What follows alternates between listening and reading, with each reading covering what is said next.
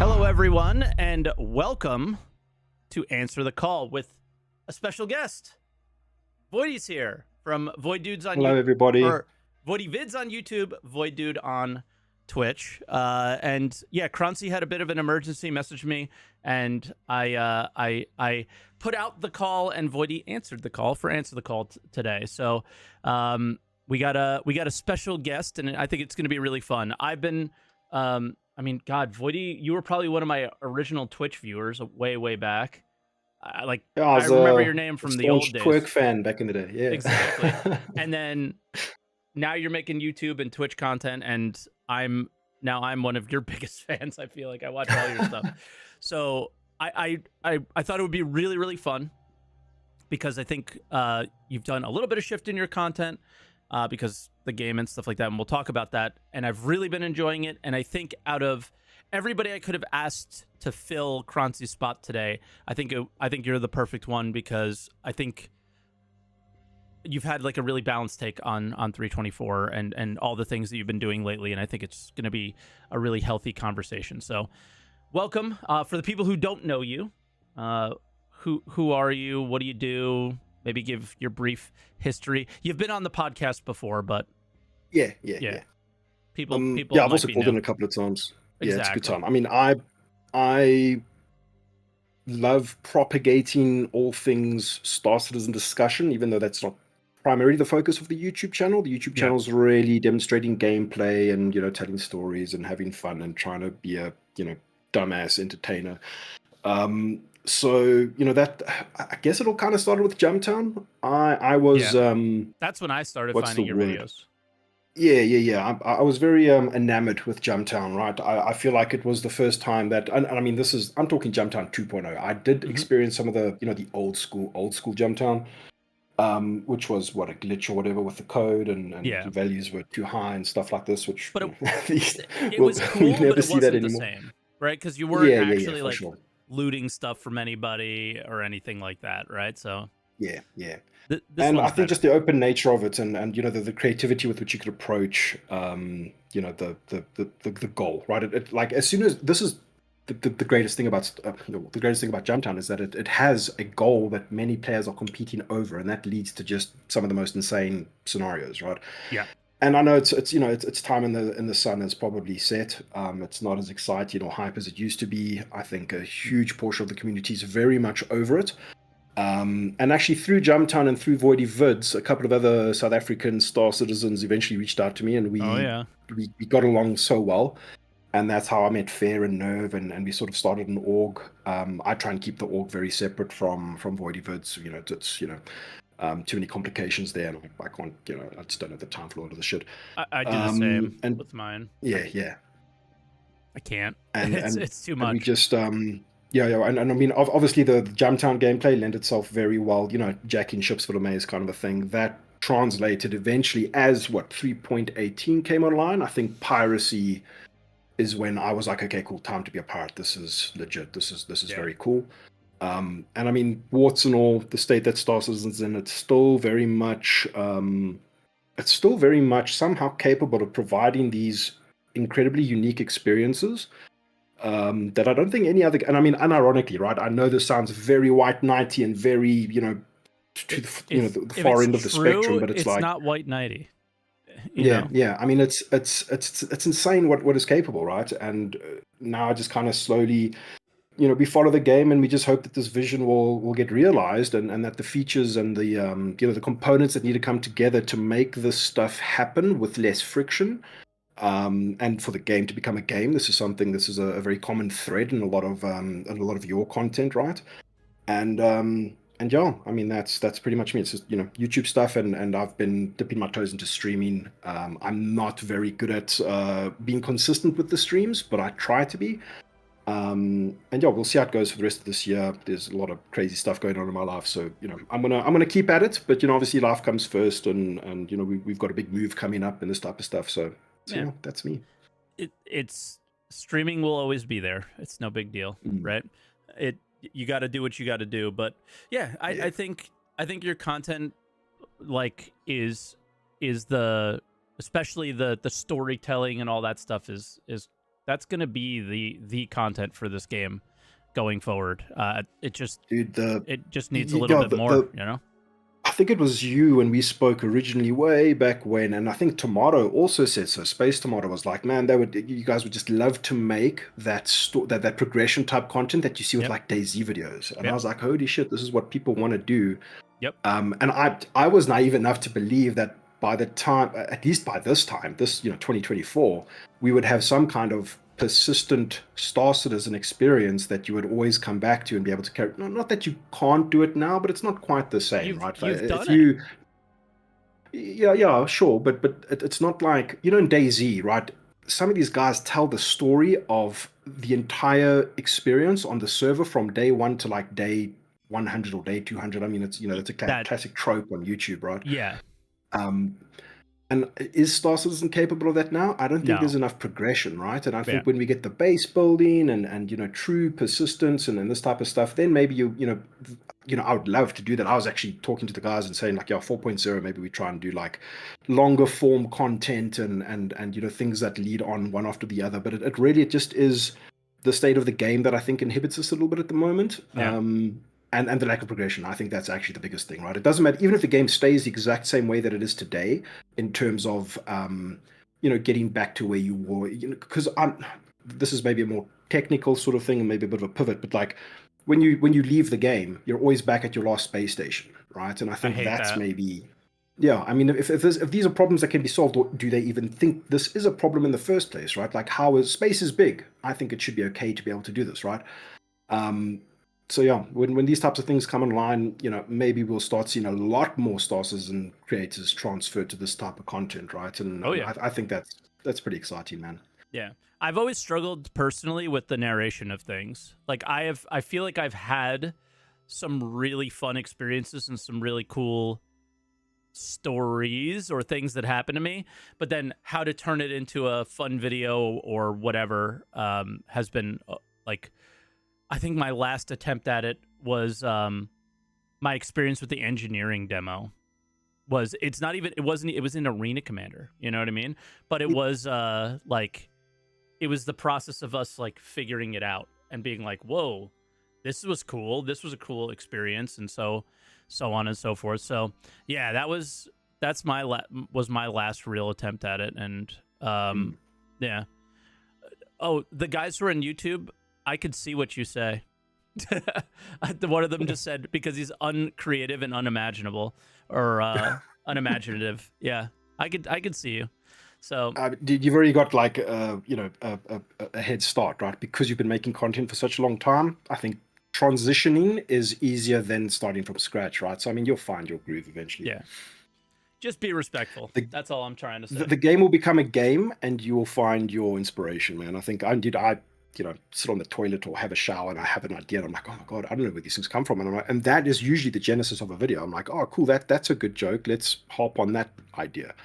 But it's yeah. I don't know if this is how people perceive it, but I think having a parody or having something that is, just like a focal point, and it might not even translate. The viewers might not even pick this up, but for me, from the actual script writing process, that is everything. And then I'm like, okay, cool. Now I've got a flow going, and I can finish a script. But sometimes it definitely feels forced. I'm not a comedian or a comedy writer and stuff like this. I'm just doing this very amateurishly and trying to But the experiences aren't forced. You're not forcing the experiences as much. Oh no, absolutely. Yeah. Void of It is 100% organic, yeah. Natural, vegan Star Citizen, man. It's great. Yeah, because like I think a lot like those DayZ. Okay, there are DayZ videos that are absolutely scripted and forced. But the kind that I watch are not. Like I watch. Who has the time to actually fake this stuff? You know what I'm saying? Like this, that actually blows me. I didn't know that was a thing. I didn't know people fake things in games.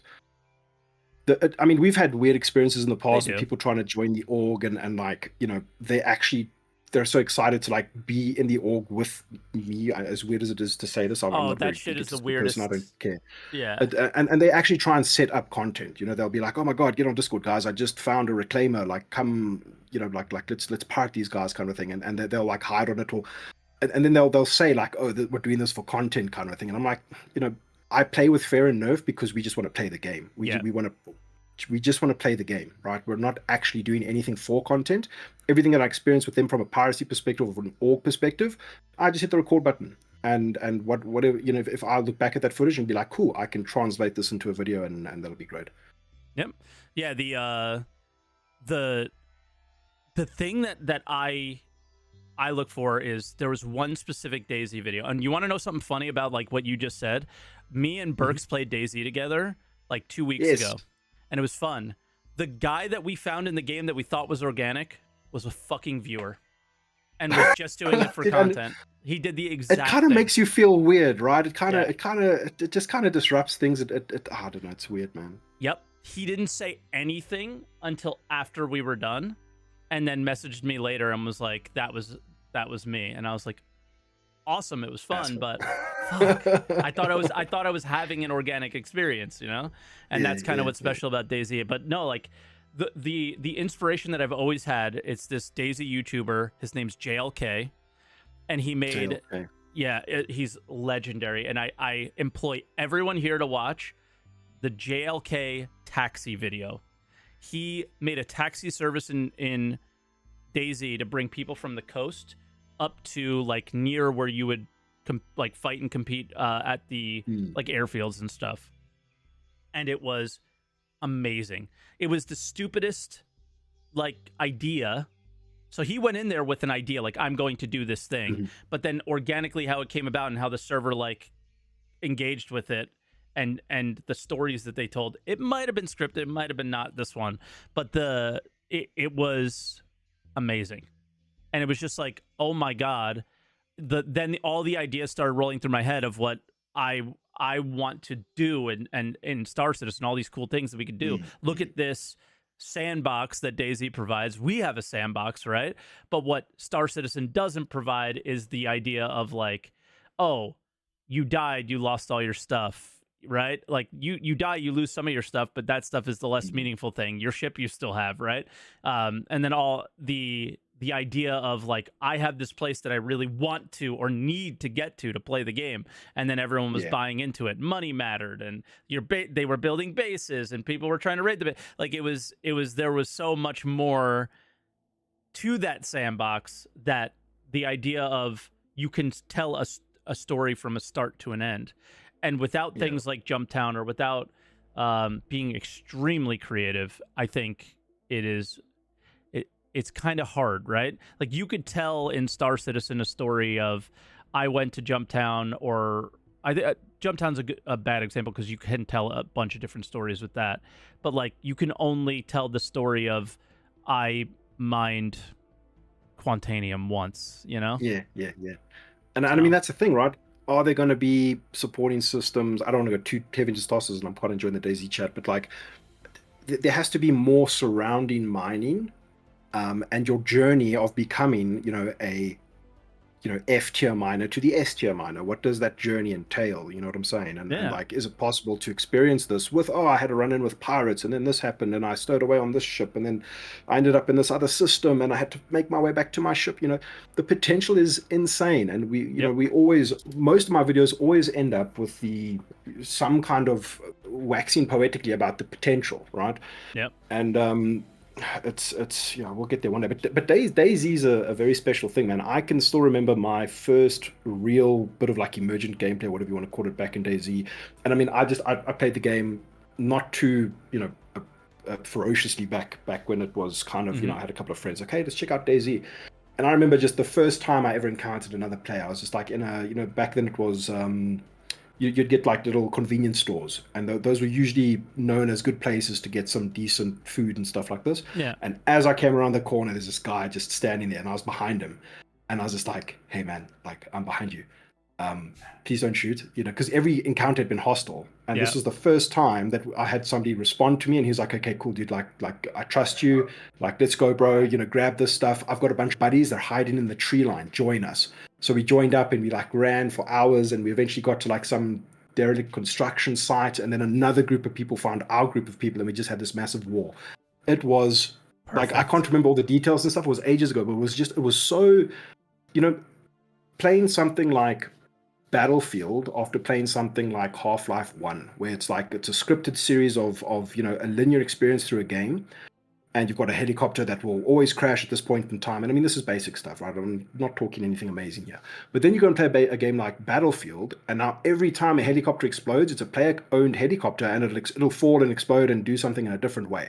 And you slowly become less off the rails. Then you've got something like DayZ, where everything is completely open and sandbox, right? And me playing games since like the 90s, just loving this evolution of how more and more sandbox things have become, and how players have started to tell their own stories, and things that no dev could ever script or design are possible in so many games these days, right? And as a huge science fiction fan, it's probably my favorite genre.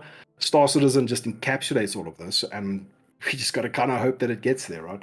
I think it definitely could, and I think they're trying. I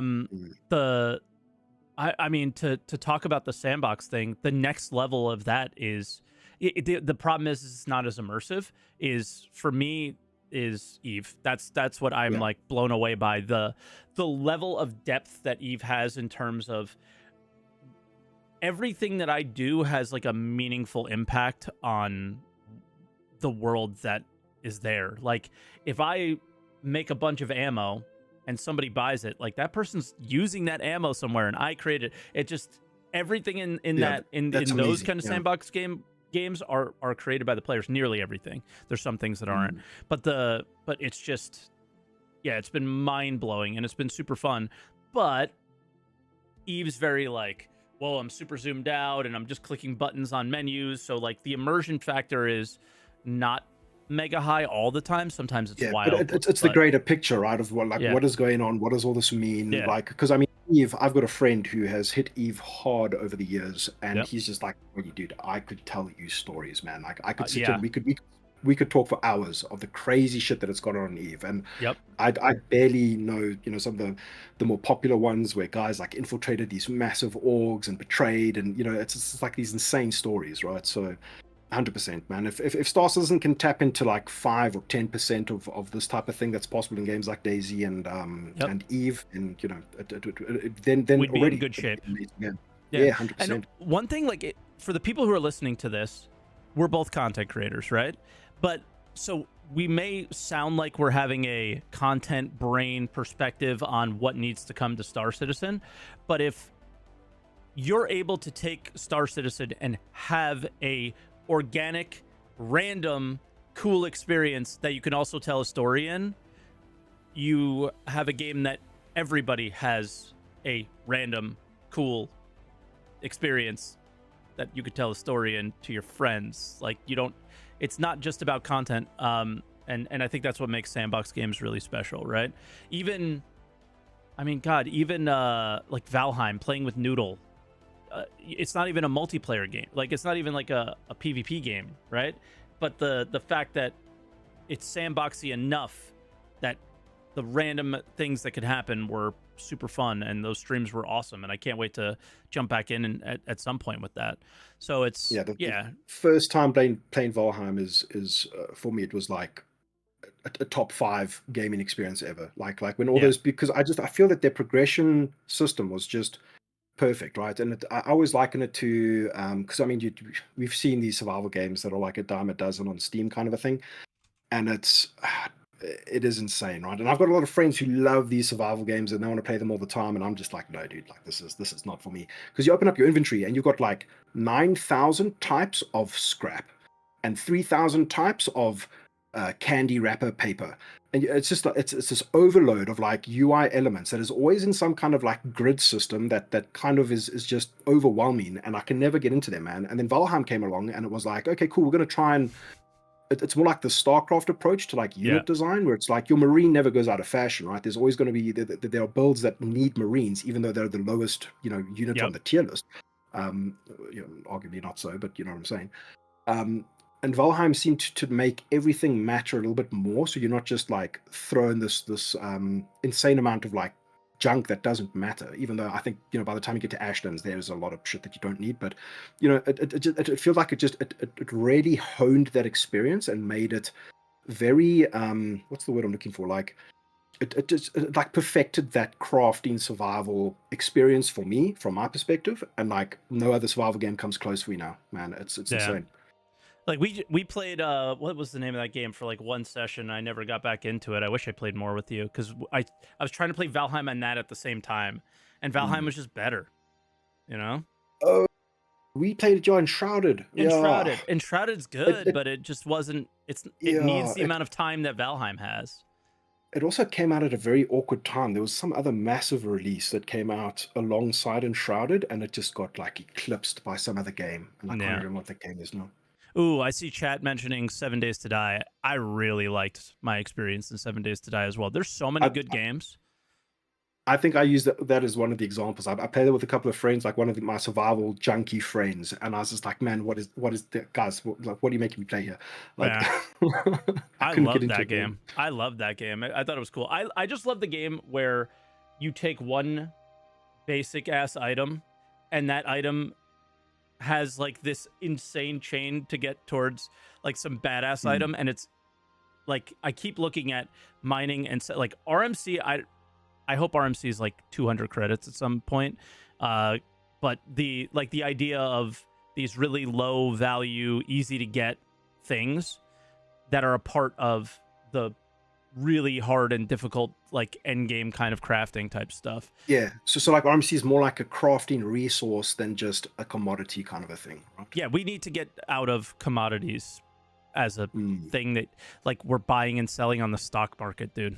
I'm so tired Yeah. of that. I guess that's a good transition into 324 a little bit. Is well, this patch is polarizing, and And do you know what, man? When I started making the first little bits and pieces of content for 3.23, I yeah, feel like it was exactly the same. So many, and I guess master modes was the thing that was master polarizing modes people was back the then. Now thing. it's like, Yep. yeah. So it's just, you're never going to please everybody, I guess. But Well, polarizing is a yeah. weird word. For 324 though, I don't think anybody is a super fan of the content in 324. I think polarizing master modes was definitely polarizing. There were people yelling on both sides. I don't hear a lot of people saying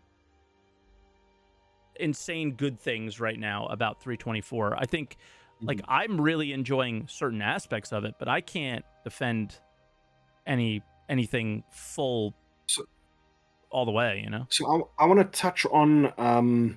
I think this might be the patch that like it's arguably the least pay to win patch ever released. I haven't we haven't fully been able to do like proper piracy. I mean, we have done some piracy. I stole a caterpillar filled with scrap. I was trying to sell it at the scrapyards, but the elevators wouldn't work. But Yeah. this is the patch where you can rock up, and I mean this is obviously from my perspective as a pirate As or a like an pirate, illegal yeah. player or whatever. But if you think about it, like when somebody like Summit came along, and I didn't really know that much about Summit before he started playing Star Citizen, right? For that month that he just like God, I boosted watched all him the when he had stats. 100 viewers. I started watching Oh, him when he really? had Wow. 100 viewers. Yeah. Okay, hectic. So I from what I do know of him now, he's the kind of guy who represents your everyday gamer who will just go and like play the game, right? What was he gravitated towards in Star Citizen? It was, what they started to call tucking and stealing ships and piracy and Yeah. selling cargo, right? I think that's very representative of a lot of people who will, when the game's more of a game and that this I don't want to call it a barrier to entry, but all these issues, all this friction, all the bugs, all the issues, the lack Yeah. of progression, this type of stuff. When that's, reduced by enough of a margin that, I've always kind of thought that there will be some kind of point in time where there's, the floodgates open, the game is stable, and everybody starts, everybody's making content about Star Citizen because it's, it's there now, right? Is this 1.0? Is this 1.1? Who knows? And I think that represents a large player base of people who just aren't playing the game yet. A lot of people who want to do what I do, a lot of people who want to do what, Cutlet does, and they want to be pirates. They want to live that, do that gameplay loop. And I think with 3.24, it's the first time ever that is arguably the least pay to win to do that type of stuff. Because you can rock up in your Aurora, and I need to confirm this. We did some pretty decent testing on this, and I think we basically proved that it's possible. You rock up in your Aurora, you steal somebody's ship that is filled with RMC or whatever the Yep. cargo of the day is, and you don't have to grind or pay your way to a bigger ship to be able to sell that stuff now. Now you just Yep. go to Grimhex or, theoretically one of these cargo freight elevators at one of the scrapyard locations, and you can make your little spike of high risk, high reward Yep. gameplay. I And I tested think it as that's well. there we go. You can open, with somebody else's ship, you can open your own hangar, you can go inside, and you are and you saw. as safe as can be. The only thing that gets in the way of that, but it would be incredibly rare if this happened. Say you stole my ship and you went to Grim, but my spawn was at Grim, and I went to the ASOP terminal as you were unloading my cargo, I could store my ship in your hangar, and you can't stop it. Other than that, that is the only real defense you have after your ship is stolen. So yeah. And I mean, this is the thing, right? It's a big game, and there's lots of like these crazy edge cases, which is why, our org is, as soon as a new patch drops, everybody's just trying out new things to find out what the meta is now for piracy, right? And it's always a pretty exciting time. And I'm enjoying it so far. I mean, I don't want to pivot too strongly to like Blockade Runner now, but we could. We did a lot of Blockade Runner last night. It was my first time jumping into the event or whatever, and I remember saying to the guys, I was like, man, this feels like everything's coming together. This is insane. Like, I'm in my hangar. My Corsair's busy coming out of the elevator. I'm busy tractoring a Dragonfly. I've grabbed another tractor beam that I've just gone and placed in the Corsair's weapons rack. And I'm going off to go do this event type of thing. And I mean, that felt good. It felt like I was physically interacting with a lot of friction in terms of the moment-to-moment interactions. But it really felt like everything was kind of coming together. The hangar was busy. People were running around and were getting geared up and stuff. And we took off to go on a mission. And the Blockade Runner, it started off pretty all right? So we soft death a couple of ships and we loaded up the Zeta Prolonide. And then we got, okay, cool. We couldn't sell it legally at Everest. So we immediately started to go, okay, cool. So what's the dark side of this mission like? And we, we just started to attack guys who were mid-loading. I had and this is the thing, this event has got so much potential because within 10 minutes, within 30 minutes of loading up Star Citizen, I was in a Corsair flying around, going to these locations, and people were busy loading. So I would just get in my Dragonfly, board them, have that epic boarding interaction experience or whatever, steal their Zeta Prolonide, and then you start to realize, okay, hold on, because I'm a strong believer that every event should have a good side and a bad side, right? I think you're never going, if you're not catering for guys who want to do the PvP or think of anybody from Cutlet's org, this type of Depends stuff. on where it is. I would disagree with you just slightly. Yeah, 100%. Like in a Terra, maybe not, but yeah. For now, I agree. But you're going to have people who are going to do this, right? And I mean, maybe we're the lesser of those evils. I don't know. And I mean, we're immediately boarding these guys, killing them, taking the Zeta Prolonide for ourselves. And now we're like, okay, cool. Now what? We eventually discovered that you can sell it at the scrapyards for the illegal delivery or whatever. That wouldn't work. And then kind of everything just died down. We're like, man, it does have a price. Yeah. And it's better than it pays better than the cargo missions. So I logged in this morning to do some testing and just mess around in the game. I saw the first thing in global chat was a guy saying, I just sold hundreds of units of Zeta Prolonide and I made 20 credits. I was like, what is going on? I don't know. I had 2 16 SCU containers, and the number that showed up on the screen said 16K. So they were selling for 500 each. Per SCU. And when you look at what they're doing with their economy, at least in relation to cargo missions, they're there. They're in line with that, I think. But it's just some of the other parts of the game are not, right? Because yesterday I did RMC trading in 324 or RMC salvaging in 324. And I put the link for this video, guys, in the both YouTube chat and Twitch chat. This is Captain Foxy Loxy's first 324 Blockade Runner experience. So just to have a background video, if I try to play mine on my hard drive, it's all choppy. So there you go. So when I, just looking at Blockade Runner from a mechanical point of view, within half an hour, you are experiencing gameplay mechanically, right? Not actual piracy or whatever, but you're literally doing what pirates do within Yeah. 30 minutes. You're just Yeah. you're experiencing that full gameplay loop of finding targets, killing them, soft Exactly. deathing them, or distorting them, whatever, and then you're moving boxes and you're studying those boxes, It's which I awesome. think is it's very cool. It's very very cool. So I think there's a lot of potential here. Yeah, I mean, what have you always said But about that experience? It's the most like cohesive, yeah, and yeah. it It has brings it's everything. one of the only things that brings everything together, right? It's like it Exactly. touches on so many features of the game, which everything else is kind of, and they've said themselves, right? So like, oh, we've introduced copions. Yeah, here's copions, and then they'll go and say, okay, cool, copions are amazing. We've got this new tech, okay, server stability depending. They've got this amazing tech to handle this type of entity, and it's this new type of thing that they're calling voids or whatever, and that's great. Cool, it's in the game.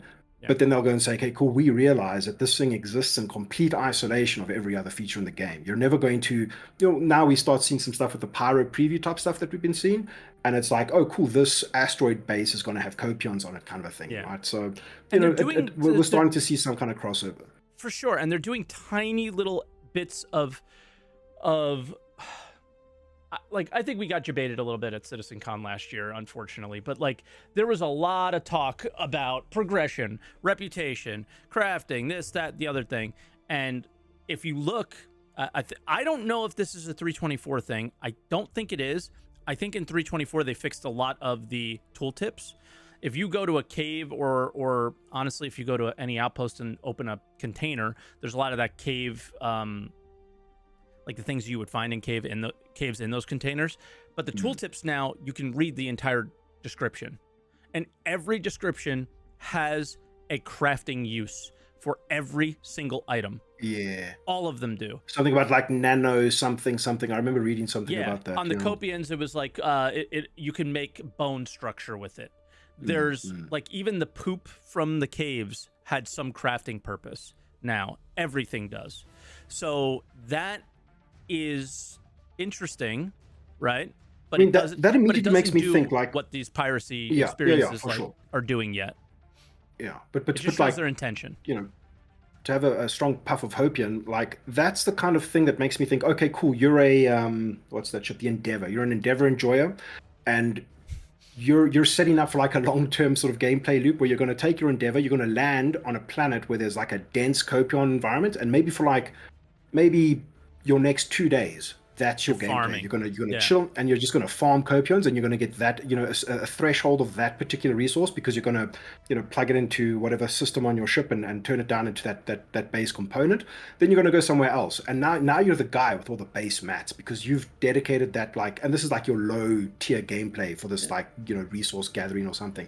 Yeah. And then that will, lead on to the crafters, and you'll get something like Eve eventually. Hopefully, we'll see. It's even as simple as, in order to respawn at these, your Ursa, your C8R or whatever, that you'll need Copion Horn to build the bone structure of your clone, and so on and so forth, right? So, and it could be as simple as, you need one or two of each to be able to create a character. And that's, we'll just have to see if that's what they do or that's what they want to do. But yeah, I mean, if you were to give a grade to 324 so far, it's hard. It's 323.2. It isn't, for me, it isn't worthy of a 324, but it's also such a big piece of my puzzle of what I enjoy. So I'm enjoying it. Is it fair to give it a grading at wave one? I'm No, a realist, right? To a it's not. degree. It's not.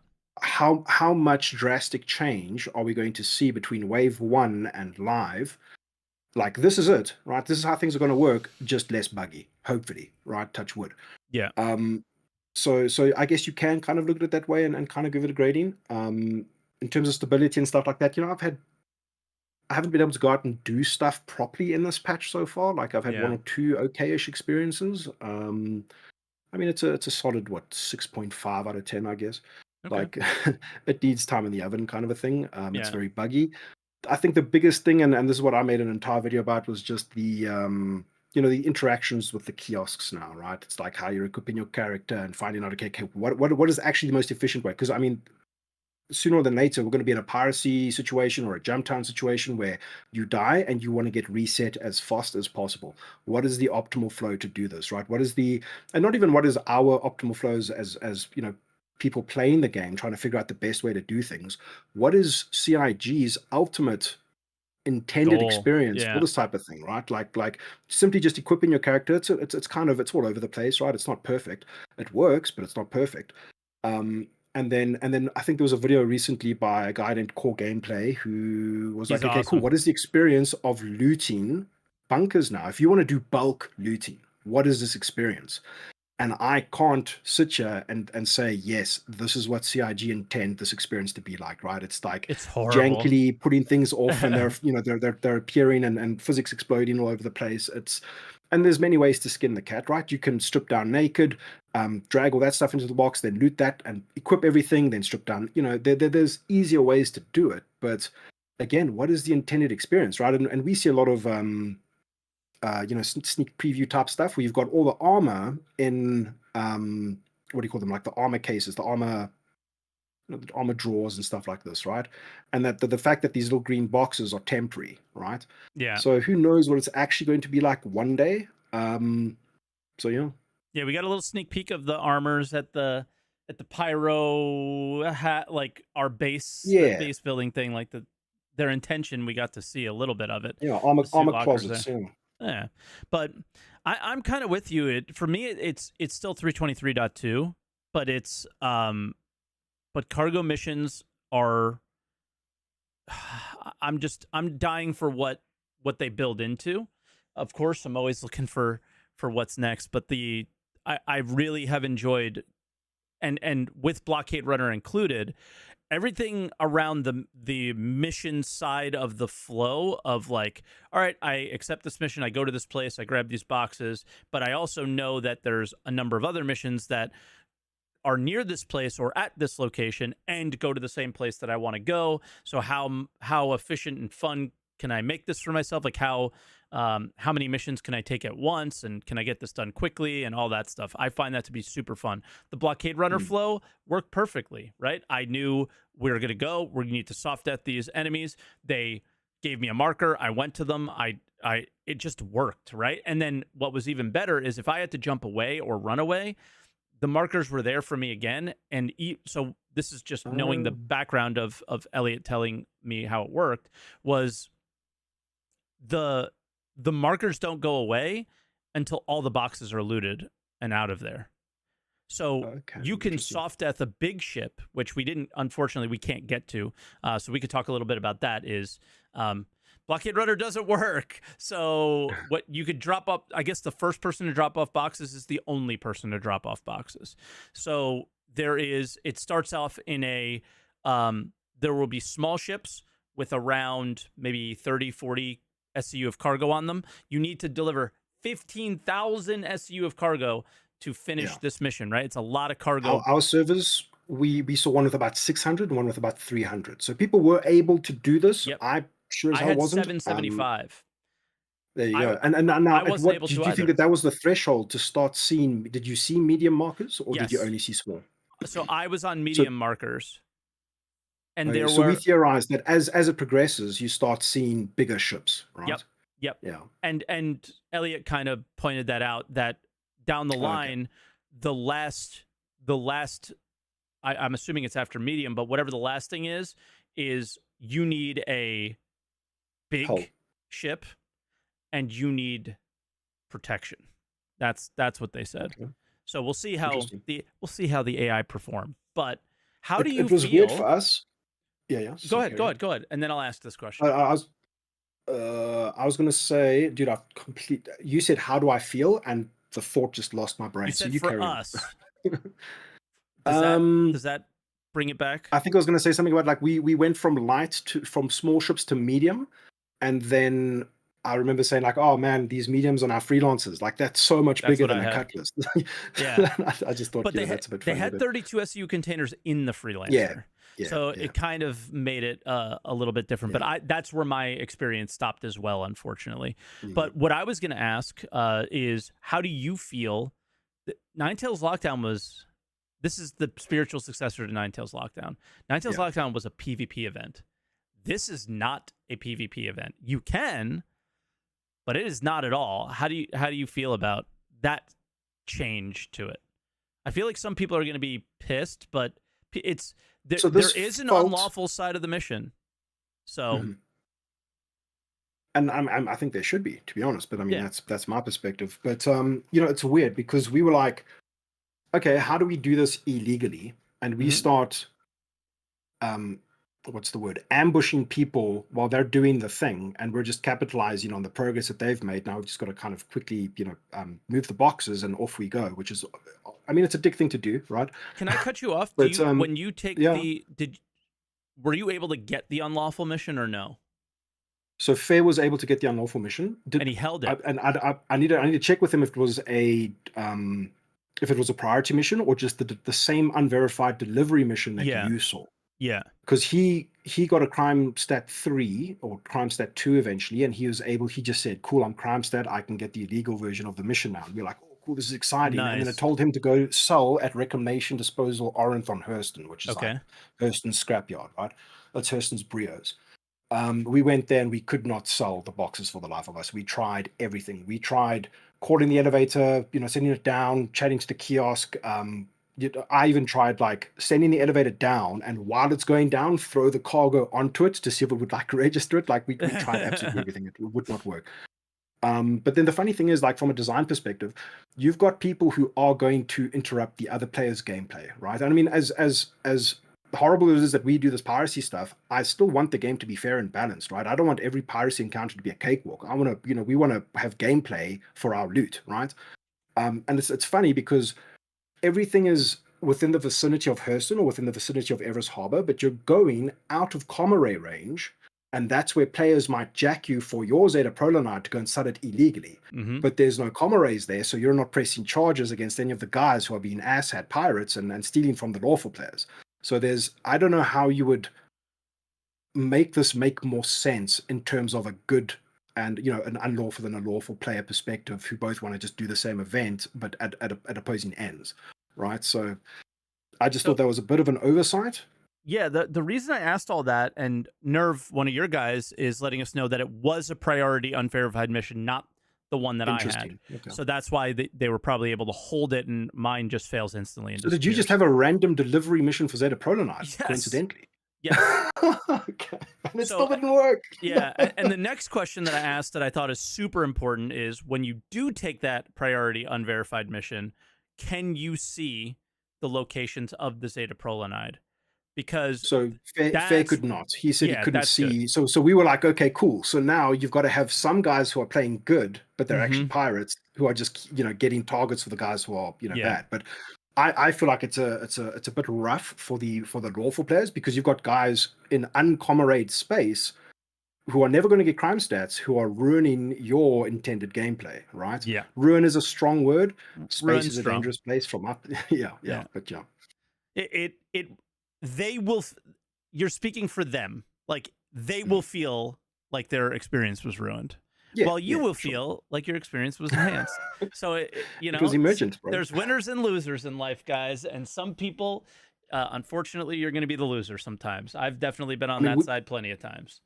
I actually had an epic boarding thing. Like, there was a Constellation Andromeda that had just finished loading a bunch of Zeta Prolonide, and I was able to board through the top.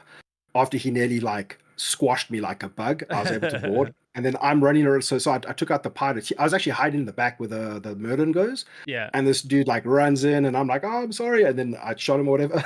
and then the other guy, he raised the cargo elevator. So he's in between all the Zeta Prolonide running around there, and I'm at the top shooting down. And we had this like epic little firefight, man. It was great. Nice. It was really cool.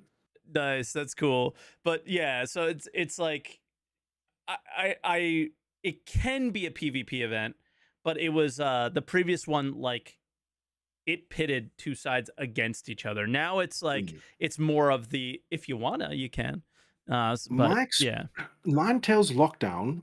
I mean, it was. I have a vague memory of going around in a terrapin scanning targets for like days and days and days. Is that? I think we thought we were supposed. I think we were supposed to do. Like, they made it seem like we were supposed to do that, but there were NPC terrapins that you had. Like if Yeah. you were on the unlawful side, you had to take them out. The event was so And then bad. the medical supplies went up in price, which was a good thing. That was cool. And then Yeah. what ended up happening is I remember those were the early days of our org, the last time that event ran, or the last time we participated. The meta or whatever was to like Stock exploit up. people. So they'd go and that people would go and buy medical supplies, and then one of our guys would just run into the elevator and go up and be like, "What are you gonna do now, buddy? Send me the money." And the other thing about that event, and even with Jumptown, is sometimes like people will stock up on like maize or Yes, medical I did that. supplies and then Yes, sell after. yes. So So it's I mean, like, that's is this a coincidental glitch or is this intended gameplay? Right? It's like cool. You go around doing bounties and you stock up on all the big 32 SU maize. yeah, Jamtown rolls around, you go and sell that, and you make stupid money. yeah, Right? Is that intentional? Is no, this an oversight? And yes, it's interesting, but I it, think it so. is kind of cool that you start having like normal assets and normal gameplay and normal trading gameplay Yeah, start to interact with an event, right? yeah. So I mean, I mean, to bring it's it and there are infinite use cases like this. for sure, and to bring it back to 324, I unfortunately screwed myself over, and now sadly I don't recommend it. Oh, Elliot said it is intentional, and they want it. So it makes the player That's feel interesting. smart. Okay, fair. I think it kills the economy, though. So your economy team, do they like that? I don't know. But the experience that I was having yesterday was so cool until I ruined it for myself. Took out a vulture and went out and just salvaged panels. But what was different about this experience is, what did you do in 323 or earlier when you were full? You had to go land and you had to go sell. Right? So you had to spend, all right, now I get on transit and I got to go to the TDD and all this stuff. Guess how many times I have to go to the TDD now? Once a week, right? Okay. So Yeah, because like, you just stock up, yeah, I'm going around the yellow asteroid belt, farming That's panels, cool. going to Grim, dropping off, going right back out and doing what I enjoy, which Yeah. is I mean, mining, salvaging, that stuff. And then one trade run. this Boom. makes sorry. Yeah, yeah, Yeah, and I that's mean it. this makes sense from like if the economy ever does like organically fluctuate, it's like cool. I'm just going to hold on to all this RMC. I'm going to wait Yep. for a rainy day, and then I'm going to sell it all, and I'm going to make 50% more than I would have beforehand. Right? This Yeah. is exciting. Yeah. Yeah, like that's a possibility in the future, but in the present, it's you can be just more efficient with what you're doing, which is You cool. can literally plan out. Yeah. Yeah. And the one thing that I screwed up, and I'm so sad, dude. I am so sad to report this, guys. I got 49 SCU of RMC, and then I put them in 8 SCU openable containers. I put them on my ship. I flew all the way to ArcCorp from Grimhex, and I got to the station. I went to open the containers, and there was maybe one SCU of RMC in each one. Because of the select all move thing, or what? I didn't even select all. Maybe I did select. No, I didn't even select all and move. I don't know what happened. Oof. Yeah. I moved like a few at a time, or I select 8 and I moved them. I don't know what happened, but I lost everything. So what I was thinking was like, all right, I'm going to be even smarter. And instead of moving 49 times a 1 SU box, because I have a vulture, I was going to move 3 or 4 boxes. That's it. I was going to fill up 8 at a time, boom, boom, boom, boom, and then go ahead and I'm done. Or it was like 5 boxes, obviously, 40 times 8. And then I had some spares left over. And it didn't work out for me. So Yeah. bugs, hopefully. Yeah. But that experience is, again, what kind of makes 324 bring Star Citizen hopefully forward if they fix those things. If they don't, I mean, we're still at square your one. negative experience sounded better than my experience. Like the first, just testing out the cargo purchasing thing. I went down to like an outpost, like an SM0 or whatever, and I'm like, cool, I'm just gonna buy all these like 32 SCUs. Yep. And then none of them can even come out of the elevator. They don't fit. Yeah. So I was it's been so random. It's been brutal. All right, I have to ask you a question. Pick a number between 1 and 3. Okay. Do I tell you the number? Yeah. 3. Perfect. Okay. I just had to pick. There were 3 people in the green room, and we only have time for 3 callers. And there were only 2 that were laid out. I'm So so sorry. yeah, Wow. the other people, we won't have time for you today. Sorry, Voidy. You can send your hate threads to Voidy, Void Dude at Yeah, Twitter or whatever. yeah. But Tweet me, bro. yeah. I'll totally look at it. So let's bring the conversation over to what happened this week a little bit. What did you? I think you haven't caught up with SCL yet, or just a little bit. But did you see the fire About halfway. episode? Yeah, I've watched the fire stuff. What do you That's think about my that? first thought. My first thought. I mean, it looks great. I love the, and this is the thing. I think it's a visual downgrade from what we've seen very far in the past, right? We've seen some sneak peeky fire type stuff where it Mm, was more like experimental, VFX, technical, trial and error type of stuff.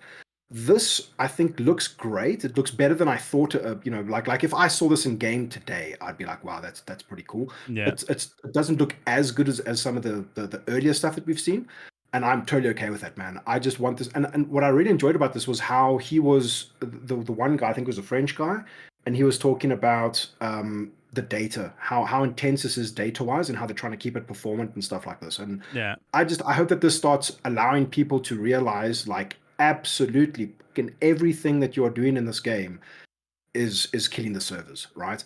And Yeah. we want this, we want server meshing to come along and magically fix all this, right? And theoretically it does. I'm not a server engineer. I don't know the ins and outs, but hearing them say stuff like this grounds it a bit, and it makes me go, okay, cool. So they're putting all this effort in. They must have some kind of idea that server meshing is, to some degree, some kind of silver bullet that will make our experience better, right? That's where my Hopefully. brain went. Yeah, like And then my brain also went to, oh, sorry. Yeah, I was gonna say even when the Copians first came in, the guy Zach who like dealt with the AI kept saying server meshing can't come soon enough. So like little things that they seem to know that these will solve certain problems at the very least, right? So Elliot's sitting in your chat. He's got like this massive commit of the best missions, the best gameplay anybody's ever considered or conceived in their lifetimes, and he's just waiting to press the commit button as soon as server meshing comes online. Yeah, I Right, wish. right, Elliot. I wish. The other thing I thought that was cool with this, because they've spoken about like radioactive materials and stuff like this in the past, where you could like literally use this to sabotage people's ships, and now they used a Pico on fire as an example, where Oh my god, this so Pico, cool. yeah, it has the See if I fire can property find it. on it. Now you can like transfer fire, right? My immediate thought was like, okay, cool. If I take a Pico that has the fire debuff on it, right? It is currently on fire. I store it in a box. Will that indefinitely persist the fire state? And then you can take out, essentially store and who knows how it's going to work when it gets into our hands. But now maybe they'll not allow us to do that. I should have kept my mouth shut. But this kind of like sabotaging type stuff becomes a thing, and I think that's, again, the creative possibilities that this starts to allow for is, we haven't even thought of everything that we could start doing, right? It's very exciting. Were you one of the seemingly, I can't believe it, many people that looked at how quickly the fire was spreading and was like, oh no? Or were you one of the people that were like, oh, this was obviously for a video to show off what it could do? Around the verses and stuff like this, where they, you see them take a pistol and like test the damage states on ships and blow off wings and stuff like this with a pistol. So I just assumed it was that kind of a thing. Yeah.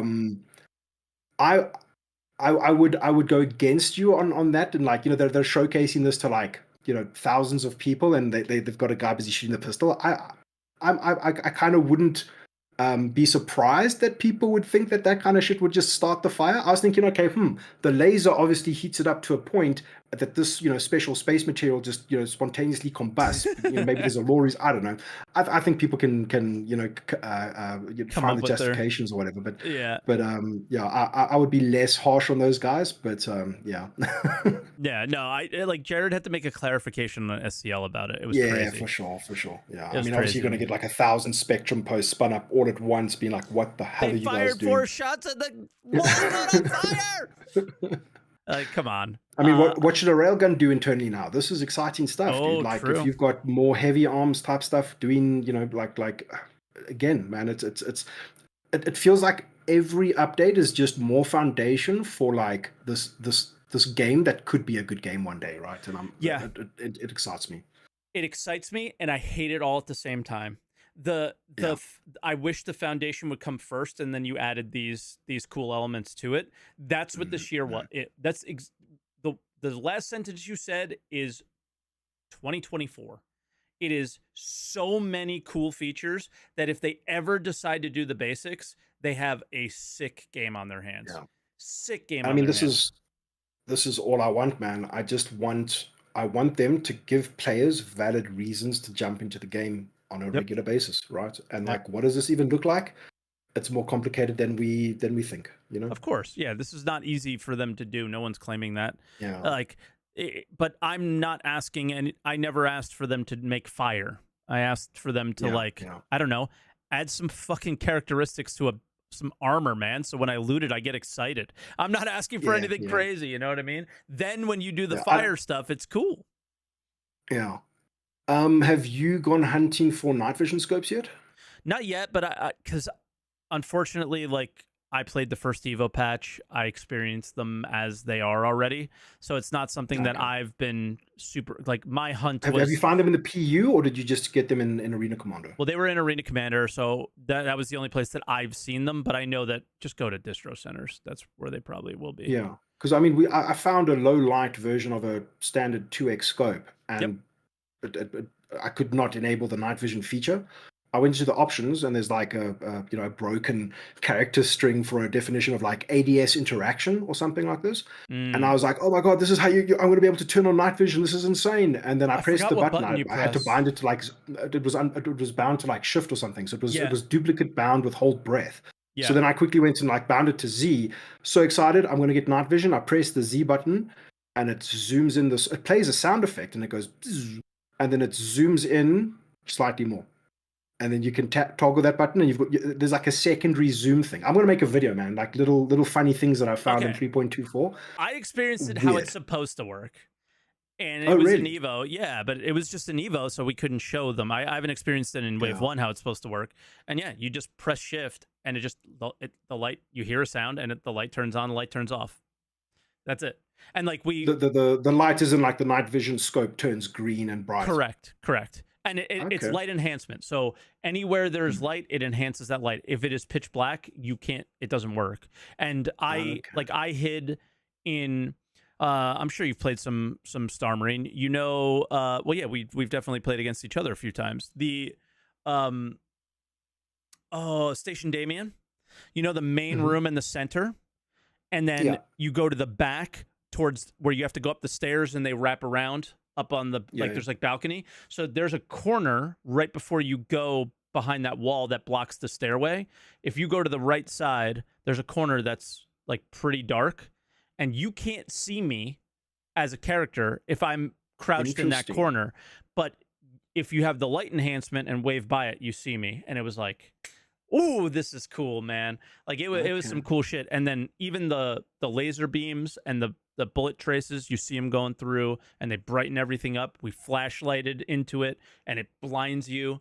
It was sick. Yeah. So Awesome. Man, that I sounds think great. Holy shit. if they don't work as intended in the game now, I saw them definitely how they're intended, and I like a lot. Mm. But I know that their goal was to be As like they're hard to find, they're rare because they're very powerful because you can turn the light I mean, you off. say rare, bro, but should this be grand prize behind the final door levels of rarity, or No. I mean, dude, that would be a little bit disappointing, right? Yeah, not at all. That would be incredibly disappointing. Yeah. I don't know. They're setting us up for disappointment the way they were cheeky on that episode about it. Like, oh, we're not going to tell you. At But the end you're of the really one I gonna see when they like spoke it. about Like, that, Jared used the word progression and pyro at the end of that ISC, and I was like, oh my god, is this got some like is 4.0 going to be bigger than we thought? And I mean, I'm a believer, man. I'm a hype optimist. So I who think they're knows? going to We'll see. try. I mean, 323 and 324, like these were supposed to be huge epic patches, right? And did they live up to your expectations of what you had set or what they had set initially? What from Citizen Control now? Just when they started talking about 323, like, you know, what or even right before it came out. I don't know how long you've been in Evo for, but before the Evo patches came out and people started talking about what we actually were getting.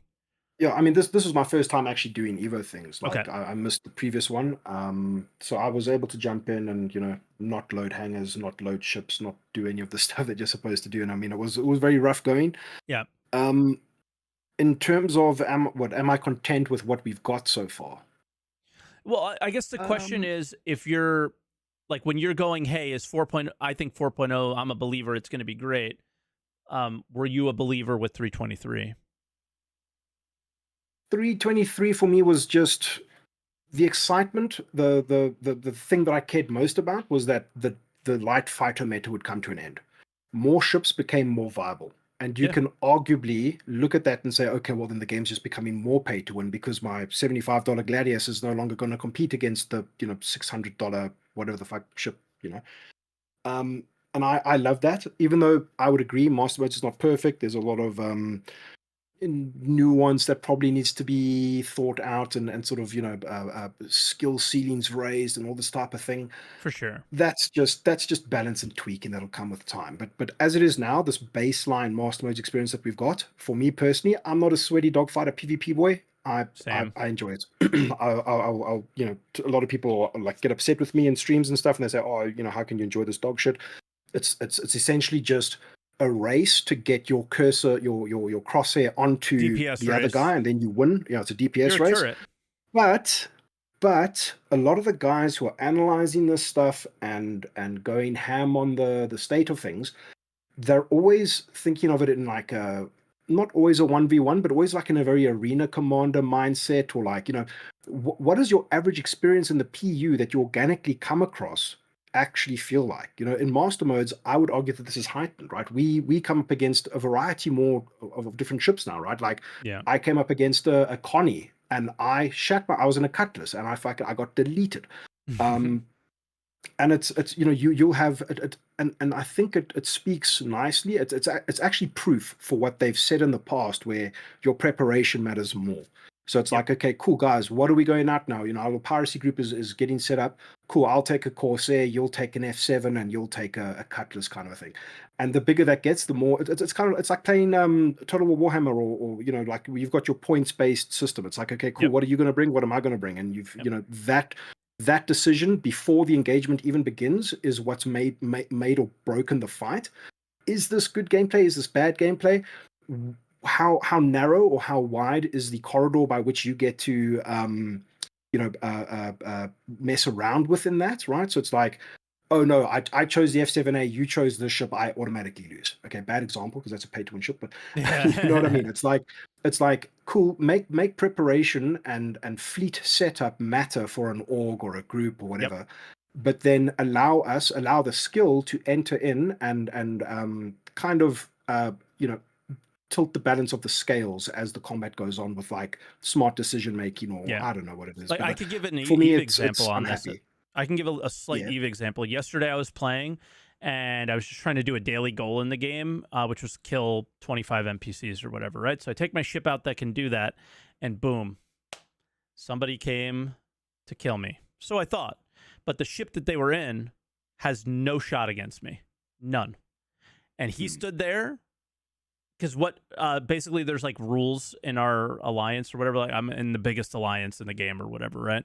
Because they literally take anybody, so I'm in. And like, what you do is, if somebody comes that, because it's our space, if somebody comes that's there and they like tackle you and like basically use a mantis against you, you just press a couple buttons and it alerts a fleet that is nearby to let That is them know so to come sick. and defend you. Players. Yes, all real Players. players. Yeah. Wow, dude. So, That's insane. but it's just like a chat. It's just an in-game chat. It's a simple thing, Mm. and it's all player. Like, the players figured out how to do this essentially, and what that person was doing is he knew he couldn't kill me. So I stood there and stared at him, and he stood there and stared at me. And what he was hoping I would do is call other people so he can pull one of them away Oh shit. and kill them, because he knew he couldn't kill me. And it's like, is that cat and mouse? Is that rock paper scissors something that we want in our game? it's certainly better than just flying the Gladius and winning, you know? But So then again, man, imagine somebody in there's no global chat saying, skill. "Help, I'm being pirated. Help, I'm being pirated. Come help Yep, me." And then somebody actually comes to help, right? Like, exactly. oh, but that's bait. Now you're getting pirated. You know what I mean? Yeah. It's like players will find ways. There's Yep. always layers, right? And as metas, not gameplay metas, but like the overall way people play the game meta evolves in Star Citizen, we'll probably start seeing stuff like this to that degree of depth or whatever. Who knows? But yeah, I mean, we just need tools and stuff like this. You We know, have the it's such tools. an easy conversation. We I have mean, them kind right of right. now. We want better org tools. We want better, because I That remember specific seeing. tool we have, though. Have you ever made like an in-game chat that you can invite people to, no matter what Oh yeah, server they're 100%. on? They see your Sometimes chat. it works. Yeah, Yeah. it worked fairly consistently, maybe in like 320, let's say, and Yeah. it was amazing. So like, I mean, we had a chat between Cutlet's group and our group, and no matter what server we were on, it was like, Yeah. got a You could always piracy just hit, gold here, add going me, on. boom. It Yeah. was fucking sick, and Yeah, that's yeah, pretty cool. it like we have them. It's just they break, or again, like, you know, the common theme on twitch.tv/SaltEMike is, I mean, there's no reason to be doing any of this shit, so it doesn't matter, right? And I If mean, that guy it's kills a me, I lose population. millions. Yeah. And it's a population density thing as well, right? It's like we're sitting here with our city, 100 servers, and it's like, cool, what are you really gonna do, kind of a thing. But Yeah. have you ever been can flipped in Eve yet? What's can flipped? I don't even know. I'm still such a newbie.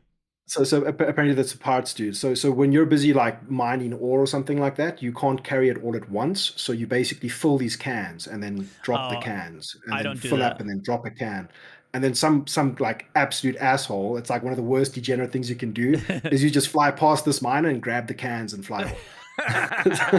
That's awesome. No, like there's I think because people did that, they created a ship that is like really, really, really expensive, and it allows you to compress ore on your ship. Okay. So they put out a boost, and you can compress ore on your ship, so you can hold like 100 or 200 times as much ore in your ship as long as it's compressed. Yeah, but they need that. Like it's a 30 bill, or I think it's like an 8 billion credit ship. It's called like a Rorqual or something like that. And Orca can do it as well. Okay, yeah, I don't know. There's a few ships that can do it, but yeah, it's called compression. I hope we get something like this in mining. By the way, I think it'd be really cool. Yeah, because now we're just talking about like components or things, just pure gameplay mechanic things, right? Don't right? Throw fidelity out the window and just give options, right? Give various modules, whatever the fuck you want to call them, and make them do cool things, right? Exactly. Start throwing fire out the window, and like, I love it. It's awesome. It's going to be cool. I love that it's going to play a role in engineering and all that stuff. I'm not hating on fire. And the people who make fire do not make the gameplay, right? So I'm very much aware of this. But the fact that it's every year it's the same shit, and then the stuff that we heard at CitizenCon, I don't know if some of the things, I know you were super hyped about finding the legendary armor not too long ago, right? The legendary armor, oh my God, I can carry a few more med pens and ammo. When I have backpack and I think reloading, that was a bug, dude. That was a bug. And that was a bug on top of it? Like, this is your patch note saying that they fixed the legendary armor. Like, come on. Yeah, that's true. Just like a couple days ago, right? Oh my God.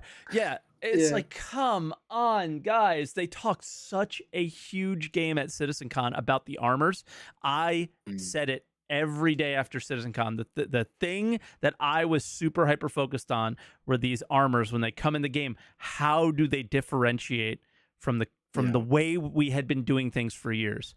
And they didn't. Even if it's a simple thing like, they weren't even armor. They were clothing. Like retain the speed of medium armor, but get heavy armor protection. Something even as simple as that would be pretty sick, right? Like, yeah, that would be like this. I think they're starting to, though, and it's been more Zach on the and team. I don't know. I don't think it's just one person, but the FPS side of things. You put a scope on your gun, your ADS speed goes down.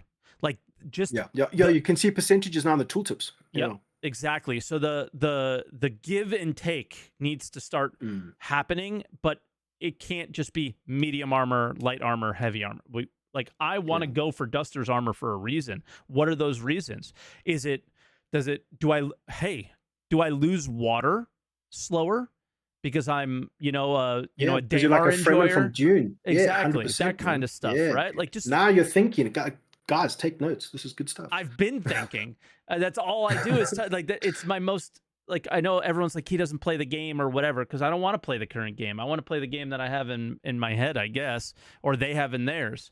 And it's those are the things that I die for. No, But yeah, 100%, man. anything else on your mind on that or no? Um, yeah, I mean, I've always kind of thought about it as I think we might have had this discussion before. I think I might have called in, Yep. and just talking about like what does, and I don't want to get too. I know this might not. This might be too off the rails. Go after. I mean, again, today's show How doesn't do you have. actually progress in this game, right? Like Yeah. where everybody has their ships, everybody has everything they could ever need. Like, how do you actually start making progress? How do you actually start making death scary? How do you start making money worth something? You know, I hope like we lose credits our in game. How do ships. you insane money sinks? And I mean, I honestly think just off face value, it's like cool.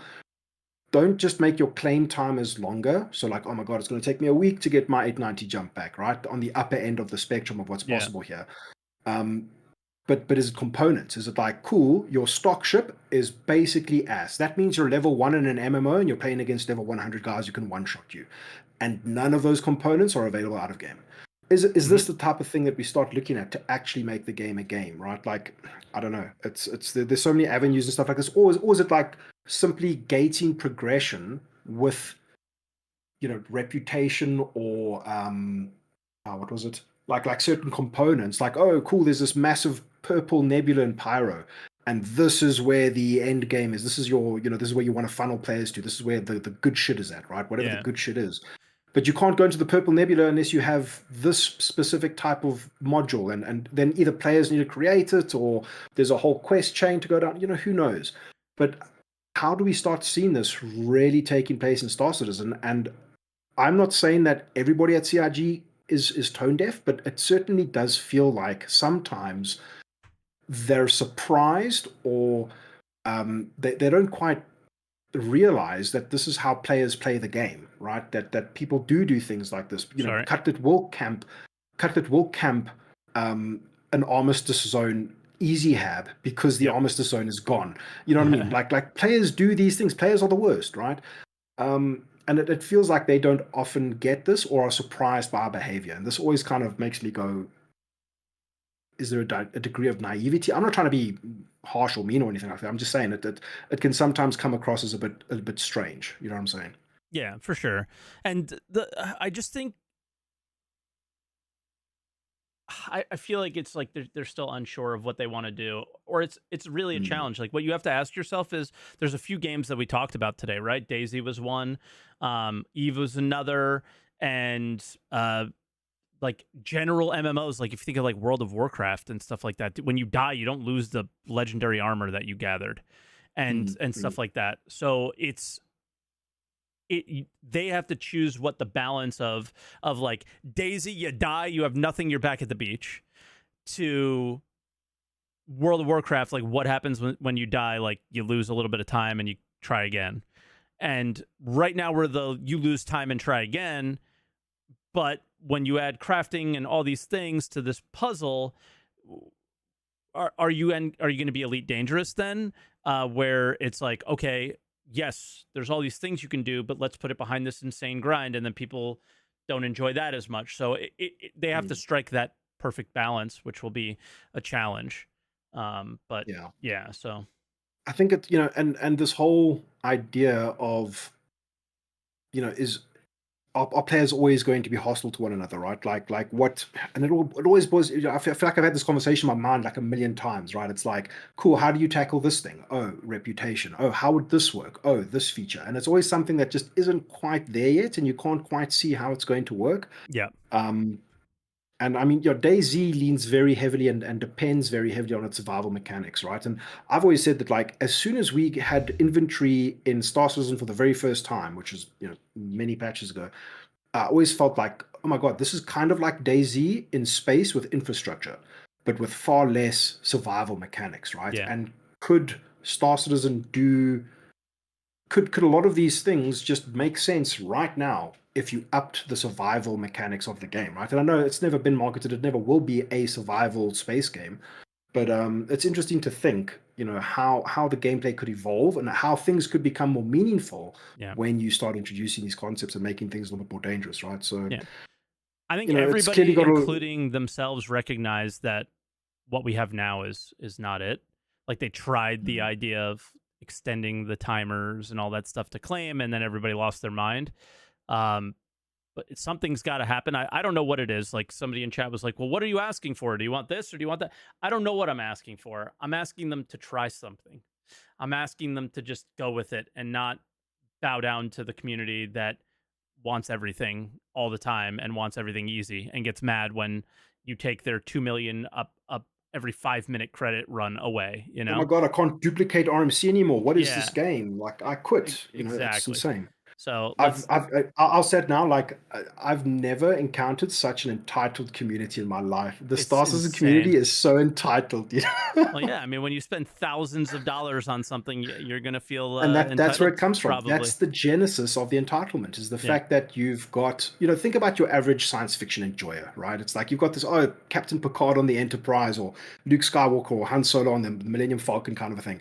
And it's like you've got this attachment, right? This nostalgic attachment to the spaceship. And this is a beautiful thing, right? I'm not saying that this is a bad thing, but they've sold that idea to millions of people, Yep. and they'll just want to be that Luke Skywalker. They all just want to be that Captain Picard kind of a thing, right? And it's created a very interesting A fleet dynamic within the captain. community. And don't get me wrong. Don't get me wrong. The Star Citizen community is the fucking best community, man. I love it to death, dude. It's awesome being a content creator in this space, I've got to say. Yeah, it's just at times you're like, "Come on, guys. Really?" You know? Come 100%. on. Come on. But all right, I think it's like now that I've been I got literally one guide spam to the point where I had to actually block him, telling me to get the callers, get the callers, get the callers, get the callers, get the callers, like literally spamming. So bye. Don't be an asshole, but thank you. And yeah, we'll get to callers. So we talked about all the things that happened this week. In case you aren't familiar, answer the call. We do let a few people call into the show through Discord and kind of add to the conversation that we had today. So our first caller is High Lord. High Lord, hello. Hello there. Hi, Lord. Hello there. How are we all doing? Not Danger Vince. High Lord. Okay. All good. Yeah. What do you want to talk about today? So going off the topic of 324 and looking forward to 4.0, which is going to be the next proper patch I think we're going to get this year. Like how the features that we're getting now with cargo moving and how we handle it will be potentially impacting 4.0. So some issues with what I've seen from videos, streams, etc. with the way cargo is now. There isn't any piracy incentives, unless I'm wrong, Voidy. Like, why would you pirate someone who's hauling the basic cargo hauling missions now in 3.24? It's negative 75%. I haven't personally been able to pirate anybody who's doing. You talk about contract cargo, so like actual the contracted. I don't think it's going to be worth shit, man. And basically, what's happened is that everybody has been spread out even more now. So like, instead of having a couple of hotspots to maybe get some piracy, now your chances are probably going to diminish. But I it's still wave one. We don't know what the landscape's really going to look like. Without any knowledge on the subject, I don't think that pirating contract cargo is going to be worth it in the slightest, right?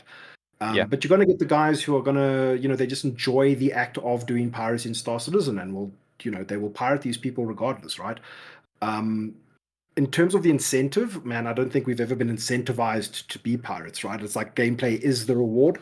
I literally made it a mission during the 3.23 life cycle to not make money with PvE, right? Because I think they've recently made a decent either a post or something. Salt, you can correct me. There's legacy elements and legacy missions that exist, and then there's the newer stuff that is like balanced around the new economy, right? Mm-hmm. So your bounty hunter missions are always going to be the best way to make money, but I'm never going to do another PvE bounty hunting mission in my life because I did that, right? I never want to do it again, unless it gets really expanded upon and really evolves to a more sophisticated way. Then sure, I'll try my hand at it again. But I will play what is lucrative and fun, right? And this is the funny thing, right? Piracy can be incredibly lucrative, right? I'm not gonna sit here and pretend like I'm not the guy who's made the most money in one transaction ever. I would actually like to make this more public. 36 million credits in one transaction. Has anybody ever beaten that? I think we got to get a leaderboard somewhere. I don't think I have. That's crazy. Yeah. That's but that. I heisted a ship full of piracy weevil eggs once. contract cargo. There is some. Somebody said 42 million. Okay, but do we believe them? They're in Twitch chat. Fuck them. I don't believe them. No, we don't believe them. No. Nope. You got to prove it. Prove it. So you would take Make a a video. screenshot of that, wouldn't you? But the piracy chance that you have with these new missions is if you kill them, they fail the mission, and the rep penalty is pain. Yeah. So you can So definitely be like, yo, give me 20K, give me 30K, give me 100K, or I'll kill you. Okay, so So there's more exploiting becomes a thing. Yeah. there's Exploiting, more yeah, but potential exploiting, to extortion. yeah, extorting Extortion, is, sorry, yeah. Yeah. It's, but that was the thing before you could take the cargo, and everyone liked when you could take the cargo. It's more physical, it's more involved. This is Yeah. back to the days where it's like, can you hear me? Did you read Twitch? Did you read the in-game chat? He didn't. All right. We kill him, and then they get mad. They read a Spectrum post, and it's like CIG's communication issues are the problem here, and not the pirate necessarily, not the trader necessarily, and it's hard to tell. So yeah, it's doable, but it's not. I think it's not what pirates came to love, right? Which is the physical, like, let me soft at this guy and take their entire cargo load and sell it, right? It's just, it really feels like they have way more to lose, right? And I mean, this has always been the argument with piracy. It's like, okay, what are you risking? Oh, I'm risking my time being a pirate by hunting people. What are they risking? Oh, they've either just dropped their entire fucking life savings into one haul, and now they really don't want to lose that rep. So, like, I don't know, man. I think CIG hate the average non-piracy player. I think CIG hates piracy players because they make it so damn hard sometimes. Yeah. If there's a bug and it... Oh, did we? Yeah. Oh, he's back in the queue. Okay, I'll grab him. Welcome back. Sorry. You there? Is Discord being weird? I've seen people popping in and out of chat today, so maybe it's being odd. I think we my hear you. area's just had a power outage. So, oh, welcome back. yeah. Can you hear me now? We do. Yep. Yeah. I don't know what you missed, So but we went on a nice rant about piracy. Oh, his phone's screwed. now. Hi, Lord. When you hear this later, we're letting you go. Your phone internet is no good, so your power outage affected that as well, I guess. Sorry, bud. Yeah, man. So yeah, we gotta let you go, buddy. I'm sorry. Talk to you soon. Rip. Damn. Shame. All right. Well, we'll go to our next caller then, and their name is Crace, and I guess I could fit in an extra one since High Lord was out. So, Crace, can you hear us? What's up, Crace? Do you have a power outage as well? Nope, I just forgot what my push talk was. Perfect. So we hear you. What do you want to talk about, man? A couple of things for 324. One, I have made it my mission since it's gone wave 1 to try to play every single day and just slum through the bugs. And I have done 3 to 4 resets of my PTU to account to make it so that I have to kind of go through it again. Okay. You gonna make it to live? A fellow masochist. Nice. Yeah. You gonna enjoy this by the time it gets to live? I'm taking it easy. I'm trying not to burn myself out. Yes, I will enjoy it live, mainly because the reason I'm doing it, like, I'm probably not going to do this the exact same way the next week, because a couple of other games that I like have updated recently, so that's going to draw my attention, so I'm not burning myself out. But the reason I did it was just to see, like, okay, and each time to give myself that new player, like, I'm starting this for the first time, what is this like for me? Yeah. And I feel bad because like everyone is so opinionated on this one, and I just don't mind it. Yeah. Like the going to the item banks, I do not mind. Yeah. Like at all. You know why you don't And mind? It's because it's only slightly worse than the dog shit that you had before. This is so fair. this is the thing, right? For you, me, and Mike, it is fine, right? It is Yeah. just fine. But for 1,000 new players coming into the game, you know, it's a very friction-full experience, right? And every time somebody encounters this friction, that, I mean, dude, we live in a world with iPhones and like seamless, like, you know, people have become so lazy, and you know, technology must just work. And now you've got all this abrasive mechanics in something as simple as equipping your character. Um, you know, for me, it's fine. I don't care either way. Whatever the final iteration is, I will just do what I need to do. I'll just right? deal with it. Yeah. I get concerned about like what is that true new player experience for somebody coming in and being like, bro, I don't even know how to put pants on, man. We're like, what am I doing in this game? Yeah, like what? I have to open a drawer? Like why can't I just drag it to my character like every other game I played? Like it's almost like they don't realize that people play other games and that they might come from those other games and go, this is bullshit. Yeah, they might put up with Right? it like a couple of times, but then Yeah. you know, one of those times might just be the straw on the camel's back. But I mean, Yeah. you know, we're the dedicated guys who believe in the dream, and you know, we're the suckers who just want to Yeah. play the space game. But Yeah. you know, in order for this game to work, right, we need a healthy, casual community of people who have fun on a regular basis and are incentivized to log into the game and load it up and play and have a good time. Do you know what? Going back to that Eve example that I gave, I was playing with somebody else, and they said that maybe that guy didn't try and kill me because he looked at my account and knew I was new. So this is like a common thing there, where if you know that they're newish, instead of killing them and ruining their experience on day one, they will wait and let you build up so they can kill you later. Because the more people in their game, the healthier a game they have. Like that is an actual mentality with Eve players. Dude, Yeah, I know. We do. Sorry, carry on, Chris. I actually have a couple of fun stories when I played with a group of my friends, and we would go to the relic sites when the relic sites were new, and I'd sit there in a Rook, which is a Caldari stealth ship. Okay. And I'd wait for somebody to come in, I'd uncloak, lock them up when they started their deal, and my friend would come in and bounce on them. And if they were a fairly new player, we'd either go like, hey, you know, be careful. Probably don't do this here. Yeah. Or we'd kill them, invite them to a private chat and be like, hey, so what did you learn? And if they took it well, we'd buy them a new ship. Nice. Yeah. Because, again, our game needs people to be healthy. It's an MMO. Yeah. And if we keep... I say this, but I don't practice this, man. We've had encounters with people where, you know, we've got guys in the org who'll do player lookups, and we'll see, oh, backer since 2024, and then we'll hit them anyway. So you're saying I'm going to stop doing this, Mike?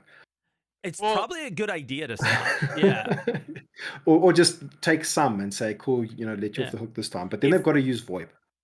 Yeah, that's the other thing is they might be using VoIP. That's the problem, is like you don't know if it's working or not.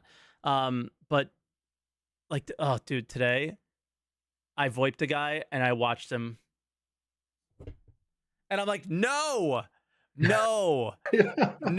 How much money did you spend on spaceships? Just buy a cheap mic. No. He opened his Moby Glass and typed to me. He didn't even type in the in-game chat. It's just like, oh my god, you're wave one. You're wave one. Yeah. Yeah, there's a chance you paid to be here right now. Yeah. Or you're a veteran, which is even worse. He opened his Moby Glass. It was bad. Yeah. But going into one of the other things I wanted to talk about is I'm a ship guy, and I said this the last time I was here. I'm a ship guy. I'm a components, ship weapons and just ships in general guy. I want to live on my Where- ship. I want to live on my ship, but what I want to talk about is the starting hauling missions, because that has been my primary focus. Is like, Okay. I'm a new guy, I'm coming in, I want to do hauling. Yep. We do not have a good starter. And instantly, people are going to say, the Nomad exists. The Nomad is not a good hauling starter. Why do you For feel once, Why do you feel that way? Because I disagree, but I will likely agree if you can argue me off that point. it is a multi-role ship. Okay. You want it to be dedicated hauler. I want a $30, 600, 700,000. Well, hold on. Stop at $30 because you're never getting a $30 ship again, brother. I know. Say 60 but and then it'll make sense. I just say 60 and we'll continue the conversation. okay, $60 starter. There we go. It is basically a MPUV tractor Okay. with a extra 16 slot on the back and a tractor beam for loading, and that is it. And it's Yeah, so just just enough long. of a jump drive. It's literally the box fan. Yeah. We do not have that. And the main thing that I'd say detracts from the Nomad to me is that multi-role tag, and it has a living quarters. The reason that is a no for me is because what we don't have is a ship that is able to do multiple of the starting missions, that is cheap for somebody new to get into, either with, hey, this is going to be my entry-level ticket into the game, or I have an Aurora, I'm looking at maybe doing some cargo because, I'm in an org now and I want to be helpful with cargo. What's something cheap that I can buy? Is the hull A too expensive in your mind? $1.5 million for for a low cost entry ship? Yes. Yep. The way that they marketed it is like, this is supposed to be, I've made my deal shuttling things for a while. This is my first dedicated truck. And I guess my problem with it is, how many trucks that you see going from warehouse to warehouse have sleeper cabs? None, but why do we have to relate real life to our video game? Because in a universe where you have faster than light travel and you're going from one station in a system to one station in a system, you don't always need to have a bed. So that space can be used for something, so you can create a minimalist design. That is why. Yeah, okay, so it's just more So I there don't could be a like the way it gameplay looks. implication there. So basically, are you talking about like an Argo cargo that's just like really long? Yeah. Yeah, just an Argo and cargo essentially that's a space slightly truck. longer. Yeah. And it's just your short distance. I go from Bajini Point to Area 18. I go from Lorville to Everest Harbor. I go from Everest Harbor to Bajini Point, and that's it. Anything that's bigger than that kind of purview, you're going to want to have saved up for a hull A. But that very first, this is my cargo ship.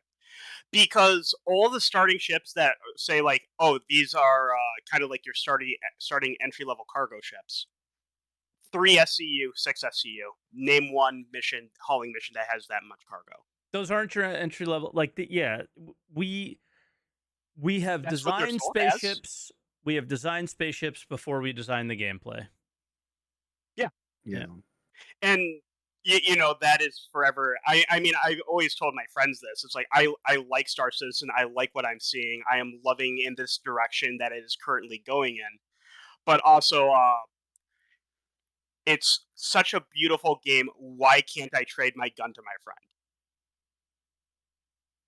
Just moments like that, and this is where that. Yep. Yeah. The gun running experience has been ruined by so many stupid things for my org. It's driven me nuts. Yeah. It got to the point where we could only have one guy handle all of it, because if we ever tried to make it so other people can handle it, it was a mess. It's like this in an MMO. These are the things that should be the priority, not fire. But again, Yeah, fire. but I mean, fire's on different. the point of the ship itself, like, there's no shortage of ships and new ships coming into the game, right? And I mean, I don't care about new ships as much as I used to, right? Like nowadays, new ships come out and it's like, okay, cool, whatever. You can you identify what role it's going to fill, and you're like, that's sweet. But Did the Ironclad excite you the way it excited me, though? Because like piracy, I lost my mind with that one. I like the idea of playing this game where there is a ton of variety in the ships that you get to experience when you're playing the game, and the what's it called again? The you just said it. Nomad? No, the big thing that just came out. Ironclad. Yeah, the Ironclad. When the Ironclad came out, I was like, oh, this is sick. This is it. This is like the freight hoarder, right? Yeah. This is like the you could imagine a universe where there are, but before you get to your Hull C level type things, you've just got these things moving cargo back and forth, and they look so like gritty and sick. Like I love it, and practicality wise, it seems like it's going to be like S tier in terms of just accessing that. When you're trying to get all that loot out of the one that you just pirated, it looks like it's going to be seamless. But I like the idea of just having the ship like that. That's why I'll never complain when CIG release a new ship, right? You get more variety, right? But then that goes down that track of like, okay, cool, well, why use this ship over that ship? And that's a whole nother discussion, which again, like there needs to be reasons for the smaller ships to still exist, right? Yeah. But the problem with also that line of thinking is like where we're at right now, there's a million one ways for this can go. For example, the F7A. The best fighter if you know that you're going into a fight and the other guy can't leave. So arena commander, no shit. No shit, take us to F7A. But if you're when I visit bunkers in the PU, the ships that I tend to see people bring are the ships that you've always seen. Cuddy Blacks, Cuddy Reds, Cutters. The Aurora, the occasional Constellation Andromeda, the occasional Titan. C1, Sentoki Eyes. Yeah. You don't really see the place just littered with F7As. And why is that? If you're not going into a fight, that's not always the ship that you want to bring. Now, when you hover around the places where a lot of people have done missions, you'll see a blown up F7A here and there because somebody messed up on a turn or something and just buried it into the ground. But going forward in the PU, how do you balance like the F7A? It has 2 power plants. They already said that power plants are going to consume fuel the moment the ship is running. So it has a fighter-sized fuel tank and it has 2 power plants. It just might not have the endurance, but we don't know because this is me drinking the Kool-Aid. Yeah, but we can get into a 10-hour-long Master Modes conversation, but the problem isn't the speed of the ship. The problem is how much fire it has versus everyone else. I'm the type of person who looks at this game, and if I'm flying around Pyro in the middle of bumfuck nowhere, and I see an F7A, I want that F7A to have come from a home base somewhere. I would prefer if these fighters that can ruin your day are like a lot more short range than they're capable of right now, right? This is just me personally feeling this way about light fighters type of thing. I don't think it's you personally. I mean, go look at the design docs. Jared said some shit about, hey, some of those things are coming to fruition really soon, and that was one of the ones that were, they hard changed the way we were experiencing the game at that moment. I mean, that's awesome. I love that. Yeah, and that's you need your pocket carrier. Yeah, but that's also the thing where it's like the best ship for a job right now is he with the most DPS wins. Because I've also had that exact same experience that you had where it was, I'm with my friend in a constellation, we just did a bunker, and a Cuddy Black rolls up on me and shoots at me in a pass. I whip around, unload my size 5s on him, and he blows up in 3 seconds. Yeah, laugh and move on.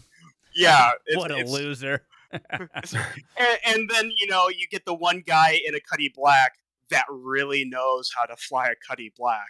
And you don't kill him in 5 seconds. Yeah. But it's also like, hold still. Yeah, I mean, there's room to maneuver in the corridor, right? Of like Yeah. preparation versus what's possible when these things. Oh, theoretically, this ship should destroy this ship, 100% of the time. But because it's a skill-based game, it's not always 100%. It's just depending on your flight skill and stuff like this. Yeah. So I mean, Yeah, I hope we retain some of that. But I mean, goddamn, that's a hard thing to balance, man. I do not envy them. it is hard, and their core game design is harder because you want the guy in a single seat fighter to have fun, but you want the guy who has put in the time to get the multi-crew ship and to get a crew together to stand a chance against the guy in an F8C. Yeah, they just haven't created that rock paper scissors mechanic yet. Like a bomber's supposed to kill the Connie, and a fighter's supposed to kill the bomber, and so on and so forth, right? Yeah, but going into another thing that I wanted to talk about for 324. Sure, and that'll be just so you know, that'll be the last thing, and then I'll let you go so we can get to other people. Okay. This is the last thing that I even remotely want to really talk about. Perfect. Overall, if I were to rate this, I would give it a 6 out of 10 because there are some things that are just they could be smoother. I don't necessarily mind them, but then again, I played Eve since 2008. I played Naval Action, and if you even know what that game is, you know how mismanaged that has been through its life. So I'm used to playing ship focused and kind of mismanaged games. to a degree, but the core is there now. Like, for the first time in this game's life, you can have a group go to your hangar. They have access to their own elevators. You can load up a ship together. You can store cargo, which has never happened before, outside of a ship. Like, the core is starting to finally be there. Okay, now you're saying, I can agree with you, because you first said the core was there, and Twitch chat is giving it to you, because the core is starting to get there. I'm behind you on that, but the core of the game is still very, very far away. We don't have a lot of things. Like armor, and they said they're waiting for Maelstrom. I don't know why it's hard just to get it. This ship protects against this much damage. You need this big of a gun to damage it. I don't know why that's hard. It's not hard. It's because that's not what they want to do. I know. I just for the interim. Yeah. It gives people a better idea. They don't do interim. But that would launch me off into a I that I don't want to go. Look at the way soft death works, right? Soft death is there to emulate the experience of a ship not, exploding when it's supposed to get crippled more often than it just randomly explodes, right? It's one of the only but times soft death is like the most vulnerable state a ship can be in, and then you look at it the wrong way and it fucking explodes. Yeah. So how is this emulating something that is drastically more not vulnerable, right? Yeah, I mean, and then play the engineering demo, and it's the exact opposite. There are 0 explosions, and I think that experience is better. Because, like, especially in Atmo, like, you blow up a ship that falls down, and then you board it. Like, you're fighting on the ground. It's like, whew, it's so good. I got to get back into doing that some more, but it's just the PU is the PU. I haven't Arena touched Commander is the Arena Commander at all. It's awesome. Yeah. It's awesome. It's so man. good. But, yeah, Chris, did we cut you off, or are you done with that? Nope. That was the thing that I wanted to say. That is perfect. Dude, thank you for calling in today. I really enjoyed it, and maybe I'll see you in Eve. Thank you, Chris. Yeah, later. Dude, Chris has been, or Eve has been so weird. I'll type in local chat, or somebody will, because we have the same experience in Eve as like, I'm sure you've seen it, but this is for other people, where, like, you could see my name, and it's starting to get kind of creepy, where random people in Eve will be like, is that the SaltEMike? And I'm like, no, this is my safe place where I play games that I don't want to talk about fucking Star Citizen.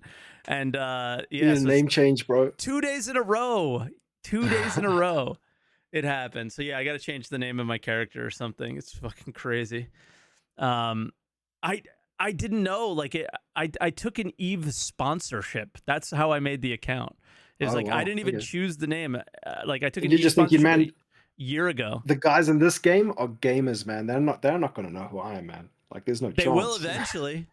If they don't know by now, they will soon. Like Yeah. especially Oh, if that's cool, the man. type of content that you've been making, like with a little bit more opinionated, people will be like, "Oh, what's going on in Star Citizen? Let me watch this opinion video about it or whatever." Right?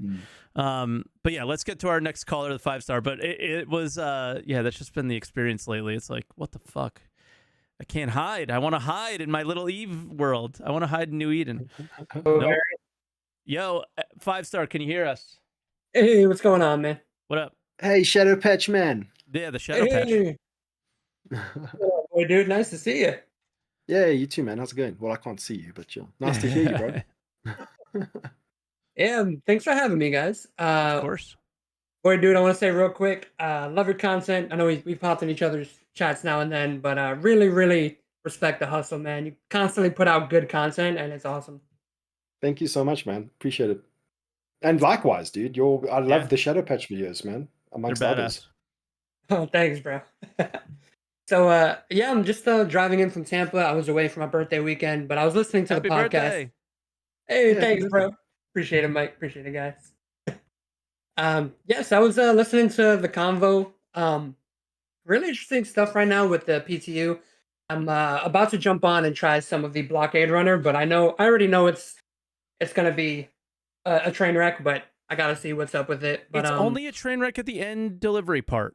Like Yeah, it, you just it can't like works. sell stuff. You can't Yeah. progress through it, but you can get a feel for the flow and be like, I like this, or I don't, or I have some feedback or whatever.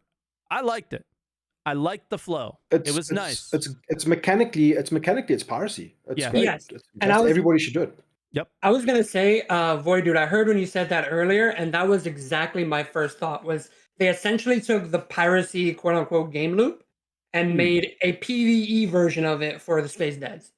Yeah. And I'm honestly so glad they did that, because now when the complaints of piracy come in a little later, we can kind of point out Blockade Runner and be like, you see why it happens. You know, it's a fun thing to do. You know. Yeah. You Dude, did it. somebody You with an liked it. anti-pirate agenda will always be able to like counter that. Yeah. You're right. You're right. The anti-pirate agenda is always, but there was no reason for you to kill me. There you go. Well, I had fun. So Yeah. But the money. Or just the fun of like people literally kill other people to hope they rage playing in the Gen game. Chat. Playing the game, man. It's just playing the game. Yeah, that's the whole point. You said that once, Mike. You were like, he gets upset in chat. I thought that was the whole point. Like, Yeah. I can't wait till they start losing their mind. Like playing Arena Commander, sometimes they'll be like, "Oh, SaltEMike's here," and then they'll start talking shit, and then I'll kill them, and then they start getting mad, and it's like, yeah, that's right, bitch. Or they get quiet. oh, That's when it's yeah. good. Now I know you're mad. True. But yeah, I wanted to talk about two things in particular today. The first one was the fire extinguishers. They're badass. Yeah, I like they them. are. Yeah. So watching that ISC, I was loving it, man, because the fire extinguishers I thought were really cool. The fact that the fire is based on like the actual fire triangle of like heat, fuel, oxygen was really, really cool. I like that they're going so in depth with it. I did a little bit of firefighting back in the Navy, so like I have some training with that, and I never saw a game do it so realistic. Yeah, like So you have to hit the bottom of the flame you can't just shoot it at the flames. Yeah, so I thought that was really cool. The venting the ship, all of that is awesome. But I do have one big concern though. When they mentioned the fire extinguishers, I was kind of thinking about it like, is this going to be another situation like ship components where only the newer ships have it, and then all the old ones we gotta wait for them to get like a redesign to put them in? You know. I think Or this will they is going to just be tack 'em in master somewhere? modes. They either all come in or they don't. Yeah, I would hope so. man. It could be But like a what's Carrick good- situation. It's What's like good is it's only multi-crew ships. Only ships with an interior need them. yeah. True, So- but I mean, there was because the first time I really noticed this was when the C8R came out, Because I loved what they did with the interior. I thought it was so cool. They did so much with such little space. And I remember seeing this little fire extinguisher slot. Yep. And I just remember like thinking like, wow, they took time to do this. And like every ship after that, I noticed they took time to do that. Yeah. And then I started to think like, well, wait, what about the older ships? You know, so that's why that's in my head now.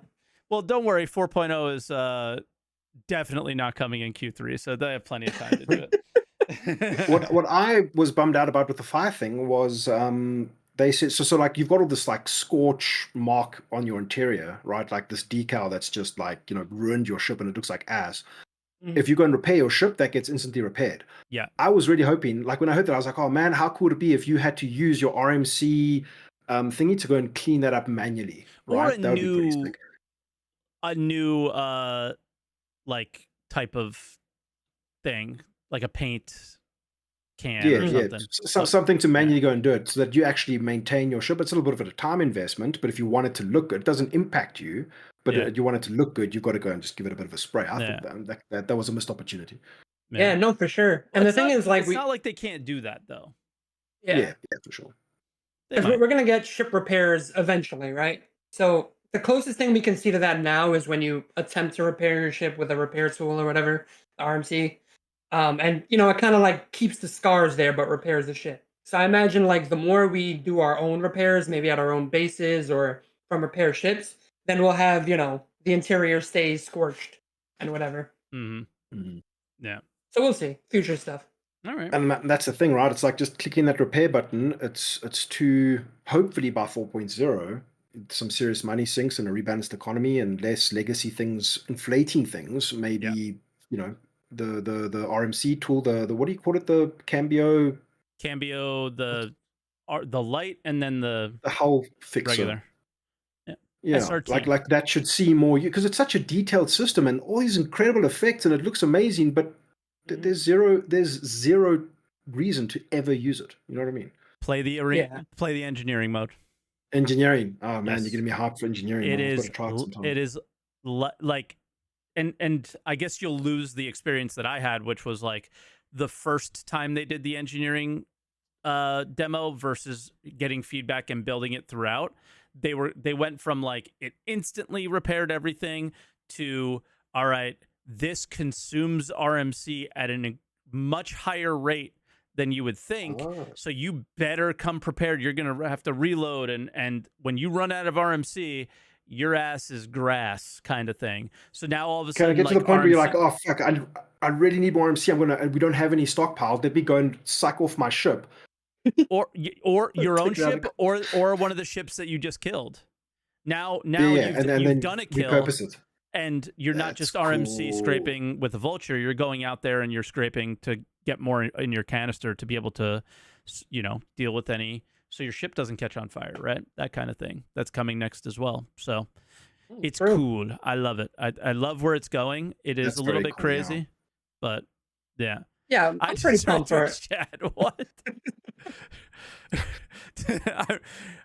I'm repeating that so people in YouTube chat can hear that. Void Dude just typed in chat, I helped my uncle jack off a horse. That's because of the phrasing. I said I missed the phrasing of let me go suck off my ship, and then it's that same thing of like phrasing. There you go. So boom, so everyone can hear it and know what type of guy you are. A ship enjoyer, or my uncle sure loves horses. Yeah, do you watch Forsen? Forsen? What is Forsen? He's a streamer that got banned for showing a horse cock on his stream. Yeah, yes. As you do. famously banned for watching a clip with a horse. Wow. Yes. But yeah, that was one other thing I wanted to talk about. The just to give my 2 cents on the most controversial part of this patch, the item banks. I actually don't mind them as much as most people do, because if I'm kitting up to go, you know, storm a bunker, I'm going to take a little time doing that. But I think the main issue with it, for me at least, is when you die, there should be a quick way to just get back into your sperm suit. Because most of the people that play the game, they die, they come back, they just throw on the default suit and run back out. So I was thinking maybe like if they physically put the sperm suit in your clinic when you wake up. You just grab that and go, and you don't have to deal with the item bank in case you're just trying to do ship combat, And then if you want to gear up, you do the item bank. Less sperm suits, the better, man. It makes the loot pool more interesting. I agree. But like you think about it right now, everyone does run around in a sperm just to avoid the friction of the I button. So you can imagine once we have the item bank, people are really gonna get frustrated. How about just being able to purchase basic things from the item bank, and it'll be delivered to your bank from the store that's literally in the space station and only an elevator hop away. That is true. Right. You guys don't get this. Sorry, carry on, Fostel. Oh no, you go ahead. You guys don't get the sense that the freight elevator UI for your freight cargo elevator, they've just taken that and are using it at the personal storage access kiosk thing. For what reason? Why not just walk up to that kiosk, press F, and get your old school puppet inventory screen? This is what I don't understand. I don't understand either. And then the fact that you open the drawer and then you get the old screen that they want to get rid of, and they're like, "Yo, look at us, we're so awesome," and then we're like, "No, you're not," and then they get mad, and you're like, "I can't anymore." I just don't understand it. Right? It's not a make or break for me, but it is weird.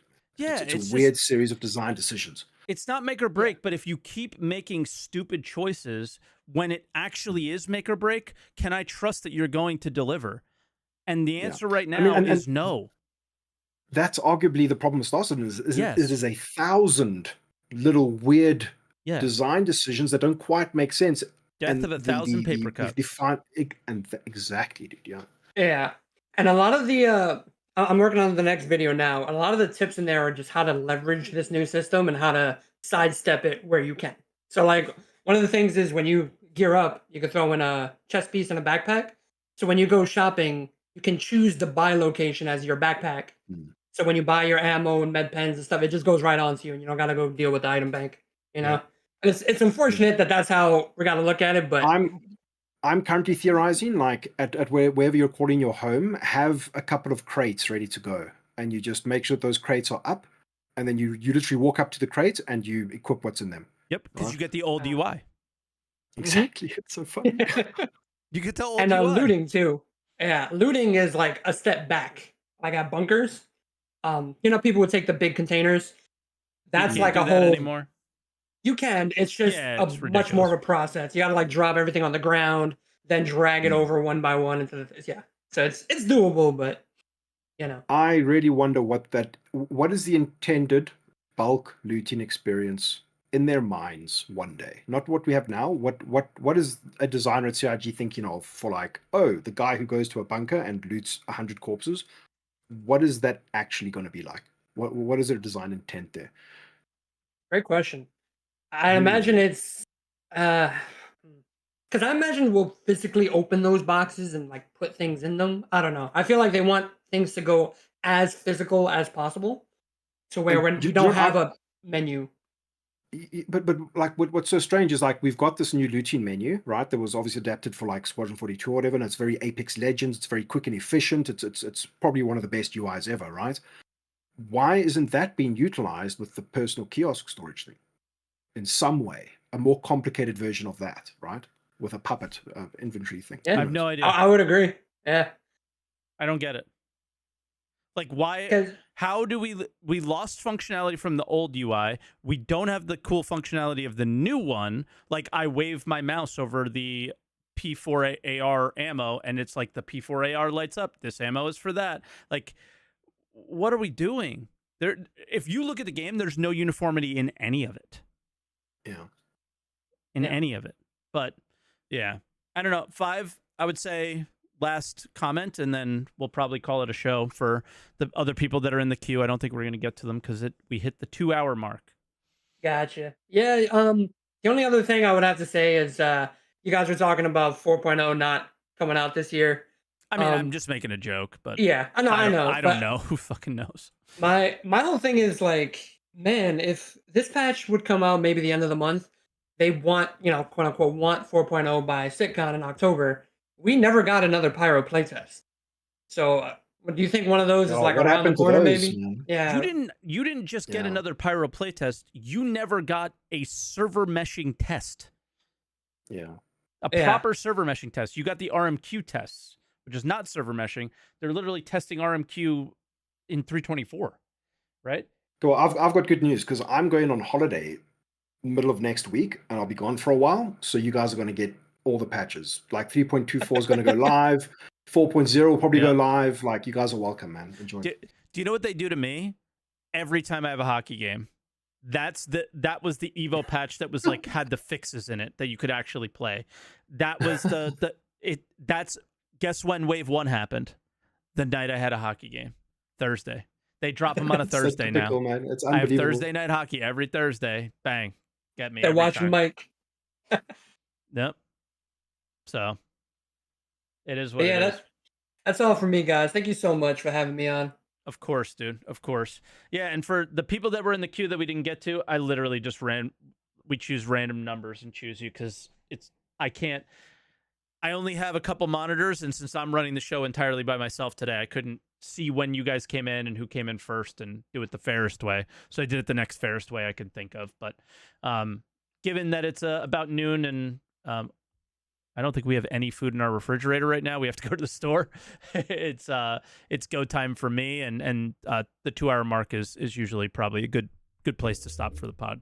So, any final thoughts there, Voidy? No, 5-star. Thank you. I'll let you go. Any final thoughts for 324? And now you're taking a little vacay, so you're gonna miss some things. Yeah, I'm gonna probably miss a bunch of stuff. When you get back, but yeah, I mean, where do you think we'll be? Yeah, How about that? Oh, maybe I'll be surprised if we don't know how long you're gone for, but yeah. I'm only gone for like a week and a half or so not too bad. Week and a half from now, man. I don't know. Hopefully, like hopefully when you deliver your probably stuff, where we'll be. It counts. Yeah. Exactly. Well, yeah. I mean, all I really care about at the moment is like working scrapyard elevators. There's a lot of like selling and stuff that we want to test in that, but as I say, we're not going to get drastic change between now and then. We're just going to get fixes, right? Well, hopefully, we're going to get fixes. So yeah, it is what it is for now, and I'm more excited to just explore the patch in a live or a larger environment, right? Because it's very condensed right now. Like, I mean, I was doing Blockade Runner last night, 30-player servers. Like, it felt weird. It was responsive, but it was still broken, right? So yeah, and why is it responsive? Because 30-player servers. There's only 30 players. Yeah, exactly. Yeah. So yeah, I mean, we'll trudge along and see how it goes, but I'm optimistic. I'm hopeful for the future. Yeah, I'm still optimistic, hopeful for the future as well. I think every step they're taking is a step in the right direction. But I still like I've been saying, it still feels like we're missing the actual plot of the game, right? And but everything the meat is lacking. Yeah, we're getting the bread and the veggies and all the stuff that's just gonna be those layers of flavor. And that was this year. We got so many layers of cool flavor, but we're missing that protein or whatever that we really need. I think right? That sums it up nicely. Yeah. So I don't know. I really enjoyed and am enjoying the cargo missions. I hope we get a little bit more commodity trading to mix in with it. And I don't know, man. The thing I want more than anything is just give me some server meshing tests. Let's see how they progressed, because none of this shit matters if we can't get a bunch of people in the game, right? So yeah, I mean, for me, it'll always be that key word that they said there. On the actual release note thing, it says distribute the load, right? I don't care if we get 100, like 200, or if it stays at 100. If they distribute that load and we get more stability over long periods of time, the game will be more of a game in my mind. So we'll see how it goes. Yeah, and if that load is 100 people around Hurston, it's still just going to feel more alive, right? And that's really what we need. So, all right, I guess that's where we'll leave it.